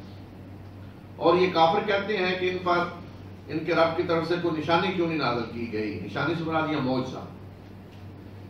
بے شک آپ تو صرف اور صرف خبردار کرنے والے ہیں، اور ہر قوم کے لیے ایک رہنمائی کرنے والا آیا ہے۔ آپ کا کام خبردار کرنا ہے، معجزے دکھانا نہیں ہے، اور ہر قوم کے لیے اللہ تعالیٰ نے ایک رہنما بھیجا ہے، اور آپ بھی اسی طرح ان کے لیے رہنما بن کر آئے ہیں۔ پھر اللہ تعالیٰ کے علم کی جو وسعت ہے وہ آگے بتائی، اور اللہ جانتا ہے جو بھی کسی مادہ کو حمل ہوتا ہے، اور رحموں میں جو بھی سکڑتا ہے اور بڑھتا ہے، یعنی حمل ہوتا ہے تو اللہ کو علم ہے، پھر رحم میں جو کچھ کمی بیشی ہو رہی ہے وہ سب فرمایا اللہ جانتا ہے، اور ہر چیز اس کے یہاں خاص مقدار میں ہے، ہر چیز کے خاص مقدار ہے، ہر چیز متعین مقدار میں ہے۔ وہ غیب اور ظاہر کو جاننے والا ہے، بہت ہی بڑا اور بڑا عالی شان۔ تم میں سے برابر ہے کسی کے لیے کہ وہ بات کو چھپائے یا جہاں اعلانیہ کہے، اور وہ بھی جو رات کو خفیہ طور پہ چلتا ہے اور دن کو چلنے والا بھی برابر ہے، یعنی اللہ کے لیے رات کو چلنے والا چھپ کر دن کو برابر ہے، بات کو دل میں کہتا ہے اعلانیہ کہتا ہے برابر ہے، اس کا علم ہر چیز کا احاطہ کیے ہوئے ہے، اور اسی کے نگہباں ہیں جو ان کے آگے پیچھے اللہ کے حکم سے اس کی حفاظت کرتے ہیں، اور جو باری باری آتے ہیں۔ بے شک اللہ کسی قوم کی حالت کو نہیں بدلتا جب تک وہ خود اپنی اس حالت کو نہ بدلے، اور جب اللہ کسی قوم کو سزا کا ارادہ کرتا ہے تو کوئی اس کو ٹالنے والا نہیں، اور اس کے سوا کوئی ان کا سرپرست اور حامی نہیں۔ یہ جو فرمایا کہ معقب کہتے ہیں جو آگے پیچھے ایک تو آ رہے ہیں، باری باری ایک جا رہا ہے دوسرا آ رہا ہے، تو یہاں معقبات سنا تھا فرشتے، یعنی ان کے آگے پیچھے نگراں ہیں اللہ کی طرف سے۔ اب ایک تو ہیں جو کرام کاتبین ہیں، ریکارڈ کر رہے ہیں ہمارا، ان کا ذکر الگ آیا ہے، تو یہ جو فرشتے ہیں گویا کہ محافظ ہیں ہر انسان کے ساتھ، اس کی حفاظت کر رہے ہیں، باڈی گارڈ ہیں جیسے، اور وہ حفاظت کر رہے ہیں اللہ کے حکم سے۔ جب تک اللہ کا حکم کسی کے لیے نہیں آتا اس وقت تک کوئی نقصان نہیں، مثلاً جب تک موت کسی کی نہیں آئی تو کوئی اس کو مار نہیں سکتا، فرشتے حفاظت کر رہے ہیں۔ جب تک کسی کے لیے کوئی مصیبت نہیں اللہ نے لکھی، کوئی اس کی طرف کوئی مصیبت نہیں آ سکتی، فرشتے روک کے کھڑے، باڈی گارڈ ہے، کوئی مصیبت نہیں آ سکتی۔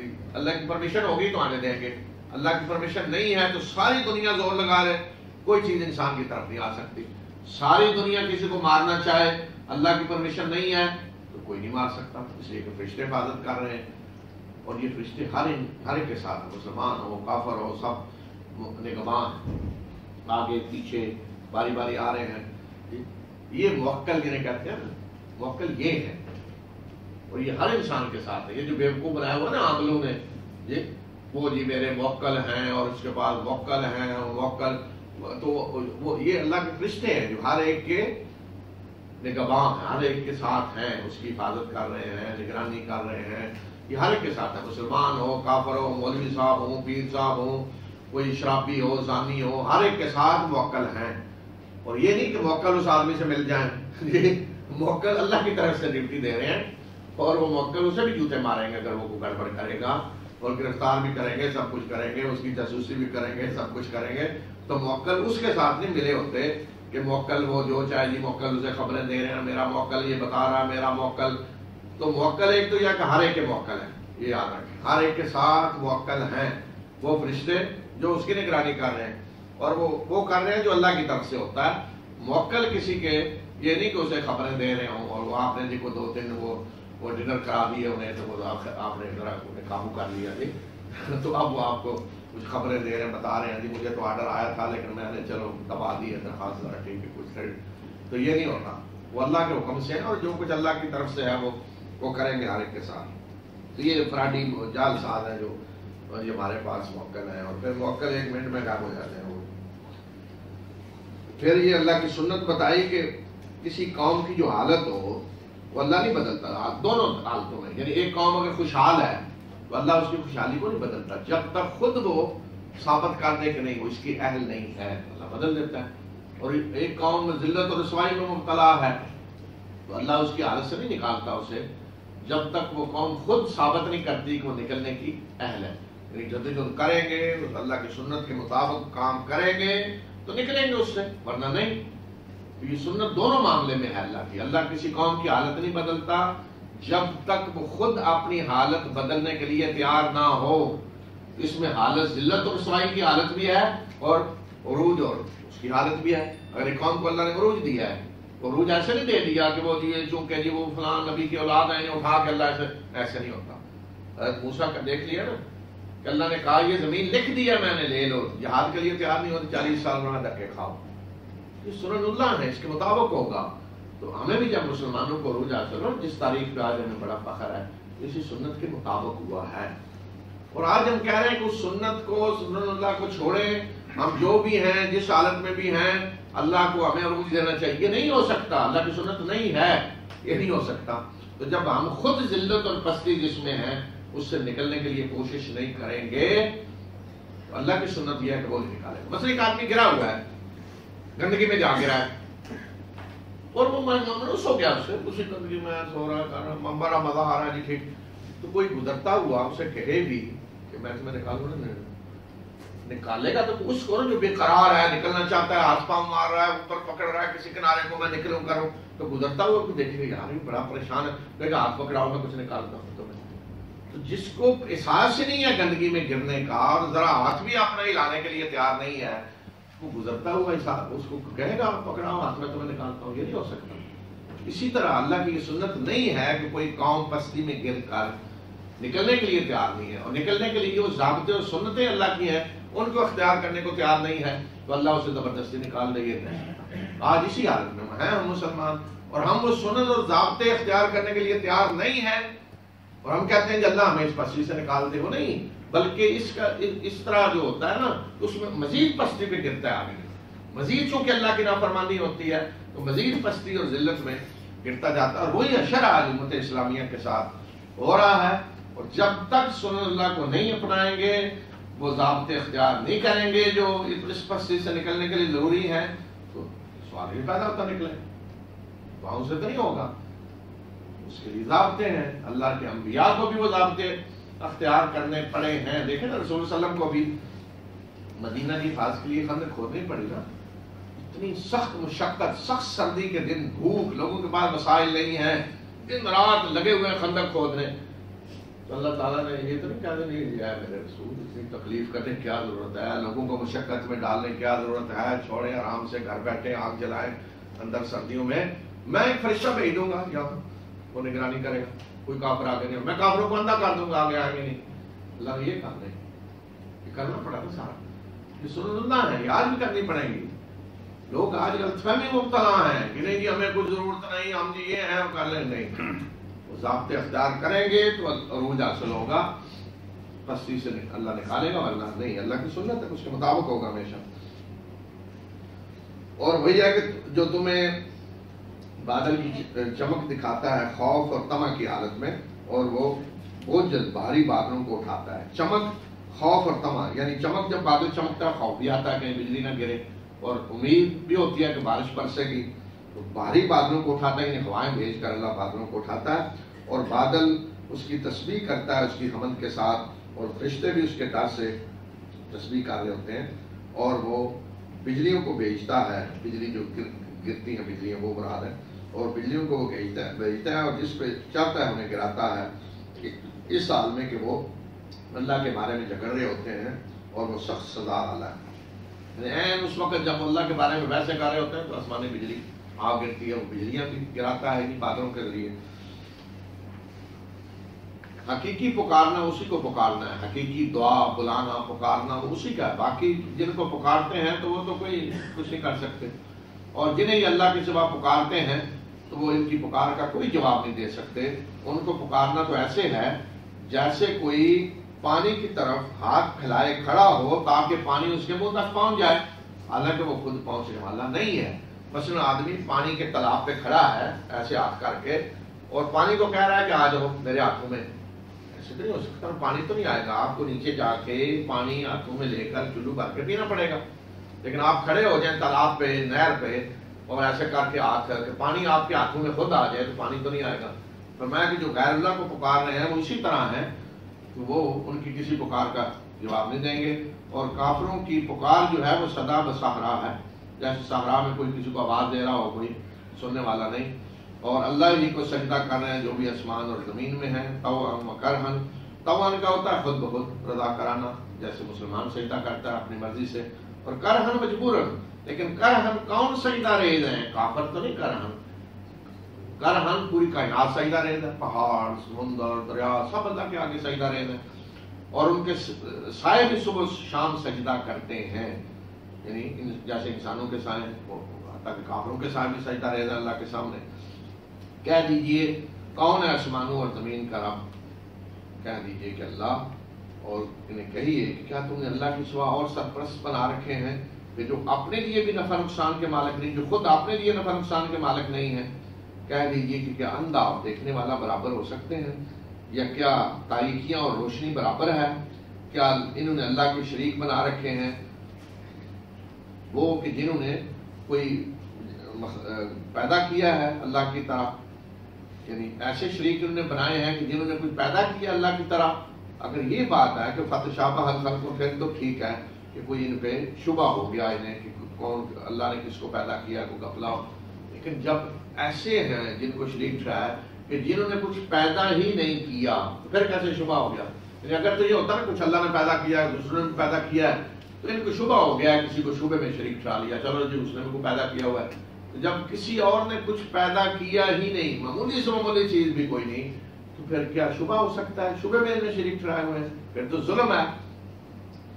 اور کہہ دیجئے کہ اللہ ہی ہر چیز کا خالق ہے، اور وہ اکیلا ہے اور سب پر حاوی ہے۔ اسی نے آسمان سے پانی نازل کیا اور وادیاں اپنے ظرف کے مطابق بہنے لگیں، اور جھاگ جو ہے وہ ابھر کر پانی کے اوپر آ گئی۔ اور یہ اس میں بھی ہوتا ہے جس میں یہ برتن بنانے کے لیے، دوسرے سامان کے لیے آگ جلاتے ہیں۔ اور اسی طرح اللہ حق اور باطل کی مثال دیتا ہے۔ رہا جھاگ تو وہ ہوا میں اڑ جاتا ہے، اور جو چیز لوگوں کو فائدہ دینے والی ہے وہ زمین میں ٹھہر جاتی ہے۔ اسی طرح اللہ مثالیں دیتا ہے۔ تو حق اور باطل کی مثال دے کر فرمایا کہ جس طرح بارش ہوتی ہے، وادیاں خوب بہنے لگتی ہیں، تو آپ دیکھیں کچرا وچرا، جھاگ اوپر ہوتی ہے، پانی اصل نیچے ہے، جھاگ آپ اوپر، ساری کچرا جھاگ اوپر کی طرف ہے۔ فرمایا اسی طرح برتن بنانے، سامان بنانے کے لیے جب پگھلاتے ہیں چیزوں کو، تو اس میں بھی جھاگ اوپر آ جاتی ہے، لوہے کی، دوسری گندگی جو ہوتی ہے، سونے کے لیے بھی کھوٹا اوپر جھاگ کی شکل میں آ جائے گا، لیکن وہ کھوٹا، سونا یا چاندی یا جھاگ جو سلاب کے اوپر ہوتی ہے، کچرا، وہ ختم ہو جاتا ہے، کنارے پہ لگ جائے گا، ختم ہو جائے گا، اڑ جائے گا۔ لیکن باقی کیا چیز رہتی ہے جو خالص ہوتی ہے؟ خالص سونا باقی رہے گا، خالص پانی جو صحیح وہ باقی رہے گا، جھاگ تو ختم ہو جائے گی۔ اسی طرح فرمایا کہ مثال ہے حق اور باطل کی۔ بے شک باطل جھاگ کی طرح اوپر نظر آ رہا ہوتا ہے، اور باطل حق جو ہے وہ نیچے بعض دفعہ چھپا ہوتا ہے اس جھاگ کے، لیکن بالآخر وہ باطل بالکل جھاگ کی طرح ختم ہو جاتا ہے اور حق باقی رہتا ہے، اس لیے حق ہے جو لوگوں کو فائدہ دینے والا ہے۔ فرمایا اس طرح اللہ مثالیں دے کر سمجھاتا ہے۔ اور ان لوگوں جن لوگوں نے اللہ اپنے رب کی پکار پہ لبیک کہا، ان لوگوں کے لیے کامیابی ہے، اور جنہوں نے اس کی دعوت کو قبول نہیں کیا ان کا حال یہ ہوگا کہ اگر انہیں جو کچھ زمین میں ہے وہ سارے کا سارا بھی مل جائے اور اسی طرح اور بھی، تو وہ فدیہ میں دینے کے لیے تیار ہو جائیں گے۔ جنہوں نے اپنے رب کی دعوت کو قبول نہیں کیا، کفر کیا، تو جتنا زمین میں ہے ساری دولت اتنی اور بھی مل جائے تو وہ چاہیں گے قیامت کے دن کسی طرح فدیے میں دے کر چھوٹ جائیں، لیکن چھوٹ نہیں سکیں گے۔ یہ وہ لوگ ہیں کہ جن کا برا حساب ہوگا، اور ان کا ٹھکانہ جہنم ہے، اور وہ بہت ہی برا ٹھکانہ ہے۔ کیا وہ شخص جو جانتا ہے کہ جو کچھ آپ کے رب کی طرف سے نازل کیا گیا وہ حق ہے، کیا وہ اس شخص کی طرح ہے جو اندھا ہے؟ یعنی کیا دونوں اللہ کے ہاں برابر ہو جائیں گے؟ ایک اندھا بنا ہوا ہے، ایمان نہیں لا رہا، اور ایک شخص گواہی دے رہا ہے کہ جو کچھ آپ کے رب کی طرف نازل وہ حق ہے، اس کے مطابق زندگی گزار رہا ہے۔ نصیحت تو عقل رکھنے والے ہی حاصل کرتے ہیں، وہ عقل رکھنے والے جو اللہ کے ساتھ کیے ہوئے اپنے عہد کو پورا کرتے ہیں اور پختہ عہد کو توڑتے نہیں، وہ جو اس کو جوڑتے ہیں جس کو جوڑنے کا اللہ نے حکم دیا ہے۔ کس کو جوڑنے کا اللہ نے حکم دیا ہے؟ صلہ رحمی جسے ہم کہتے ہیں کہ رشتوں کو جوڑا جائے، قرابت کے رشتے جوڑے جائیں، توڑے نہ جائیں، جو رشتہ دار قرابت دار ہیں ان سے جڑیں، ان سے ٹوٹے نہیں۔ اور یہ فساد فی الارض کی ایک مثال ہے کہ انسانی رشتوں کو توڑا جائے۔ انسانی رشتے جب ٹوٹتے ہیں نا تو پھر انسان نہیں رہتا، وہ ایک جنگل میں جیسے جانور ہیں، بلکہ جانور بھی دیکھے خاندان کی شکل میں بن کر رہتے ہیں، بہت سارے ہاتھیوں کو دیکھیں اور کئی جانور کتنے خاندان ہوتے ہیں، باقاعدہ ایک فیملی۔ تو اللہ تعالیٰ نے اسی طرح انسان کو بھی ماں باپ دیے ہیں، بہن بھائی دیے ہیں، قرابت دار دیے ہیں، رشتے دار دیے ہیں، جن کے ذریعے اسے سکون ملتا ہے، اطمینان ملتا ہے۔ اگر ان رشتوں کو توڑ دیا جائے تو انسان پھر ایک جانور بن کے رہ جاتا ہے، جس طرح جو ہوا ہے بعض معاشروں میں، رشتے توڑ دی تو انسان کی کیا حالت ہے؟ پھر انسان بے قرار ہے، سکون نہیں اسے مل رہا۔ تو ان رشتوں کو توڑنا زمین میں فساد پھیلانے کی طرح ہے، اور ان کو جوڑتے ہیں جن کو اللہ نے جوڑنے کا حکم دیا، اور وہ اپنے رب سے ڈرتے ہیں، اور وہ برے عذاب سے برے حساب سے ڈرتے ہیں۔ یہ متقی لوگ، عقل رکھنے والے۔ برا حساب یعنی جو آخرت میں، برا حساب کیا مطلب ہے؟ اور آسان حساب میں قرآن میں آیا کہ آسان حساب یہ ہے کہ اللہ تعالیٰ اپنے بندے کی بڑی بڑی نیکیوں کو دیکھ کر اس کی ساری غلطیوں سے درگزر کر دے گی، یہ آسان حساب ہے۔ اور برا حساب یہ ہے کہ ایک ایک چیز کا حساب دینا پڑے گا اللہ کے ہاں، یہ کیوں کیا، یہ کیوں کیا، یہ کیوں، چھوٹی چھوٹی چیزیں میں پھر پکڑا جائے گا ہاری کی جواب، وہ برا حساب ہے۔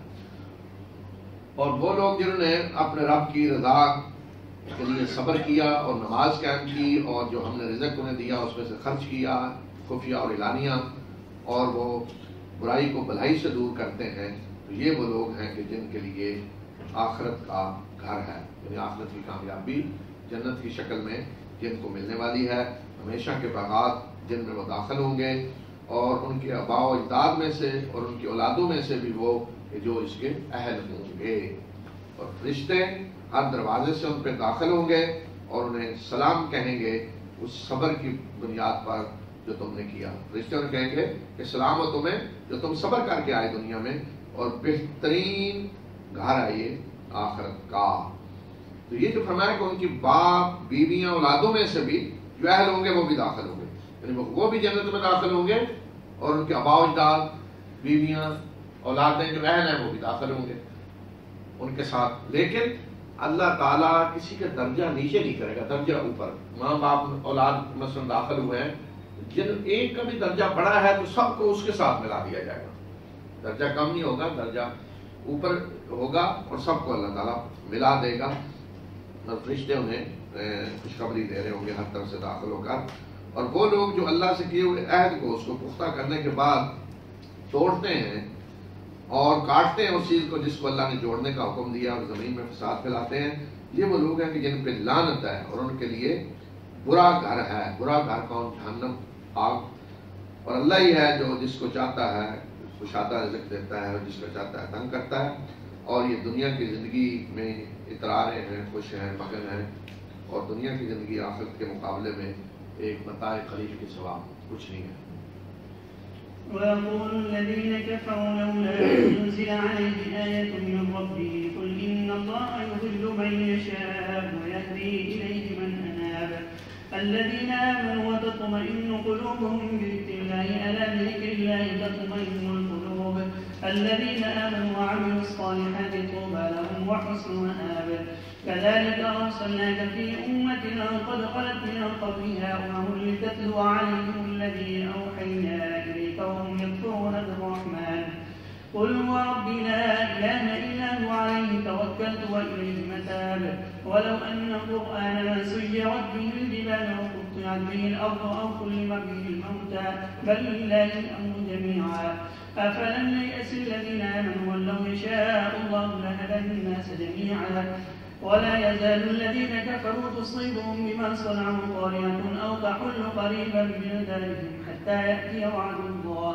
إن الله لا يخلف الميعاد ولقد استهزئ برسل من قبلك فأمليت للذين كفروا ثم أخذتهم فكيف كان عقاب أفمن هو قائم على كل نفس بما كسبت وجعلوا لله شركاء قل سموهم أم تنبئونه بما لا يعلم في الأرض أم بظاهر من القول بل زين للذين كفروا مكرهم وصدوا عن السبيل ومن يضلل الله فما له من هاد لهم عذاب في الحياة الدنيا ولعذاب الآخرة أشق وما لهم من الله من واق مثل الجنة التي وعد المتقون تجري من تحتها الأنهار أكلها دائم وظلها تلك عقبى الذين اتقوا وعقبى الكافرين النار والذين آتيناهم الكتاب يفرحون بما أنزل إليك ومن الأحزاب من ينكر بعضه قل إنما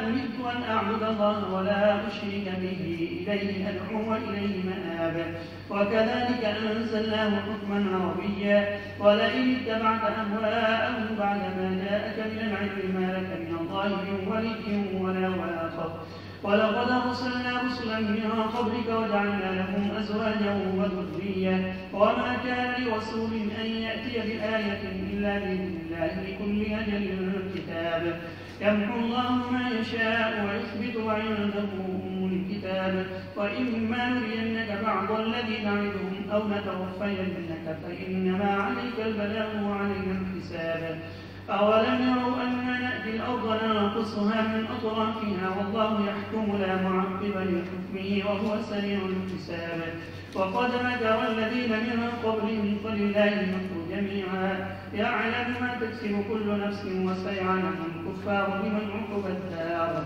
ويقول الذين كفروا لست مرسلا قل كفى بالله شهيدا بيني وبينكم ومن عنده علم الكتاب.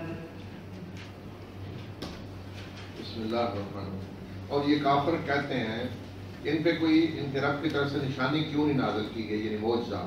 کہہ دیجئے کہ بے شک اللہ جس کو چاہتا ہے گمراہ کرتا ہے اور ہدایت وہ اسی کو دیتا ہے جو اس کی طرف پلٹتا ہے. یعنی اللہ ہدایت اس کو دیتا ہے جو اللہ کی طرف رجوع کرتا ہے ارادہ کرتا ہے ہدایت کا. وہ لوگ جو ایمان لائے ان کے دل اللہ کے ذکر سے مطمئن ہوتے ہیں اور سن لو کہ اللہ ہی کے ذکر سے دلوں کو اطمینان حاصل ہوتا ہے. اور وہ لوگ جو ایمان لائے اور جنہوں نے نیک اعمال کیے ان کے لیے خوشخبری ہے اور بہترین ٹھکانہ ہے. اسی طرح ہم نے آپ کو رسول بنا کر بھیجا ایک ایسی امت میں اس سے پہلے امتیں گزر چکی ہیں تاکہ آپ انہیں وہ سنائیں جو ہم آپ کی طرف وحی کر رہے ہیں. اور یہ لوگ رحمان کا انکار کرتے ہیں. کہہ دیجئے کہ وہ یعنی رحمان وہ میرا رب ہے, اس کے سوا کوئی معبود حقیقی نہیں, اسی پہ میں نے بھروسہ کیا اور اسی کی طرف میرا پلٹنا ہے. کہہ دیجئے کہ اگر قرآن ایسا ہوتا کہ جس کے ذریعے پہاڑ چلا دیے جاتے یا زمین ٹکڑے ٹکڑے کر دی جاتی یا مردے نکل کر مردوں سے باتیں کی جاتی تو پھر بھی یہ ایمان لانے والے نہیں تھے, بلکہ اللہ ہی کے اختیار میں ہے سارا کچھ. یعنی یہ کہہ رہے یہ کرتے فرمایا کہ اگر ایسا قرآن ہم نازل کر دیتے جس کے پہاڑ چلنے لگتے, زمین کو ٹکڑے ٹکڑے کر دیا جاتا, مردے نکل کے آگے, پھر بھی یہ ایمان نہ لاتے. فرمایا اختیار اللہ کے پاس ہے, وہ اگر چاہے گا تو انہیں مومن بنا دے زبردستی. کیا جو لوگ ایمان لائے اس بات سے مایوس ہو گئے ہیں کہ اگر اللہ چاہتا سب لوگوں کو ہدایت دے دیتا, یعنی زبردستی اللہ ہدایت دینا چاہتا سب کو دے دیتا. اور جن لوگوں نے کفر کیا ان کے کرتوتوں کی وجہ سے مسلسل ان پہ کوئی آفت آتی رہے گی یا ان کے گھروں کے قریب نازل ہوتی رہے گی یا خود ان پہ آئے گی یا ان کے ارد گرد, یہاں تک کہ اللہ کا وعدہ آ جائے. اور بے شک اللہ وعدے کی خلاف ورزی نہیں کرتا. تم سے پہلے جو رسول گزرے ان کا بھی مذاق اڑایا گیا, تو جن لوگوں نے کفر کیا ان کو میں نے ڈھیل دی, پھر میں نے انہیں پکڑا اور دیکھو کہ کیسے تھی میری سزا. کیا وہ ذات جو ہر نفس کا محاسبہ کرنے والی ہے اس کی کمائی پہ وہ برابر ہیں دوسرے جو کچھ نہیں کرتے, اور انہوں نے اللہ کے شریک ٹھہرائے ہیں. کہہ دیجئے کہ مجھے ان کے نام تو بتاؤ. کیا تم اللہ کو اس چیز کی خبر دے رہے ہو جو زمین میں وہ نہیں جانتا, یا ہوائی باتیں کر رہے ہو؟ یعنی تم ایسی چیزیں اللہ کو بتا رہے جو اللہ کو نہیں پتا. اللہ نے تو انہیں شریک نہیں بنایا اپنا, بلکہ کافروں کے لیے ان کی چال خوشنما بنا دی گئی اور وہ سیدھے راستے سے روک دیے گئے. اور جسے اللہ گمراہ کر دے تو اسے کوئی ہدایت دینے والا نہیں. ان کے لیے دنیا کی زندگی میں بھی عذاب ہے اور آخرت کا عذاب تو اور زیادہ سخت ہوگا, اور کوئی انہیں اللہ سے بچانے والا نہیں ہوگا. اس جنت کی مثال جس کا وعدہ متقی لوگوں سے کیا گیا ہے, اس کے اندر نہریں بہ رہی ہوں گی, اس کے پھل بھی ہمیشہ کے ہوں گے اور اس کے سائے بھی. اور یہ انجام کار ان لوگوں کا جنہوں نے تقویٰ اختیار کیا, اور کافروں کا انجام آگ ہے. اور وہ لوگ جن کو ہم نے کتاب دی وہ خوش ہیں اس پہ جو کچھ آپ کی طرف نازل کیا گیا، اور ان گروہوں میں سے کچھ ایسے بھی ہیں جو اس کے کچھ حصوں کا انکار کرتے ہیں۔ کہہ دیجئے کہ مجھے حکم دیا گیا ہے کہ میں اللہ کی عبادت کروں اور اس کے ساتھ کسی کو شریک نہ ٹھہراؤں، میں اسی کی طرف بلاتا ہوں اور اسی کی طرف میرا ٹھکانہ ہے، پلٹنا ہے۔ اور اسی طرح ہم نے اس کو ایک عربی حکم بنا کر نازل کیا ہے، قرآن کو عربی زبان میں حکم کی شکل میں۔ اور اگر آپ ان لوگوں کی خواہشات کی پیروی کریں گے، اس کے بعد کہ آپ کے پاس علم حقیقی آ چکا ہے، تو پھر اللہ کے مقابلے میں کوئی آپ کا سرپرست اور کوئی آپ کو اللہ سے بچانے والا نہیں ہوگا۔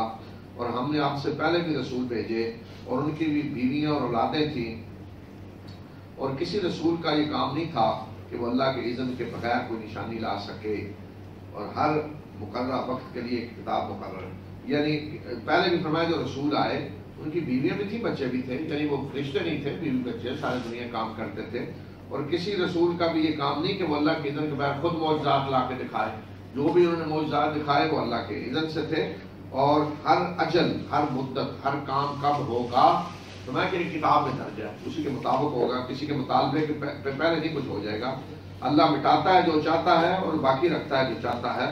اصل کتاب اس کے پاس ہے، الکتاب، جو لوح محفوظ میں ہے، سارا ریکارڈ جو کچھ ہوا ہوگا دنیا میں سب۔ اور اگر ہم آپ کو دکھا دیں اس کا کچھ حصہ جن سے ہم انہیں ڈرا رہے ہیں، یا آپ کو وفات دے دیں، تو بے شک آپ پر تو پہنچا دینے کی ذمہ داری ہے، حساب لینے کی ذمہ داری تو ہمارے اوپر ہے۔ یعنی رسول صلی اللہ علیہ وسلم کو فرمایا کہ اگر آپ کی زندگی میں کچھ آ جائے جو جس سے ہم ڈرا رہے ہیں عذاب، یا وفات دے دیں، تو پھر بھی یہ بچ تو نہیں سکیں گے، آپ نے تو پیغام پہنچا دیا، حساب ہم نے لینا ہے، ہم تو موجود ہیں حساب لینے کے لیے آپ کی وفات کے بعد بھی۔ اور کیا ان لوگوں نے دیکھا نہیں کہ ہم زمین کی طرف بڑھتے آ رہے ہیں اس کو اطراف سے کم کرتے ہوئے، اور اللہ فیصلہ کرتا ہے، کوئی اس کے فیصلے کا پیچھا کرنے والا نہیں، اور وہ جلد حساب لے۔ اللہ کے فیصلے کا پیچھا کرنے والا نہیں، کوئی اللہ سے پوچھنے والا نہیں کہ اللہ نے فیصلہ کیوں کیا ہے، یا کوئی پیچھے سے نگرانی کر رہا ہو اللہ کی، جی اللہ جو چاہتا ہے کرتا ہے، کوئی اس سے پوچھ نہیں سکتا۔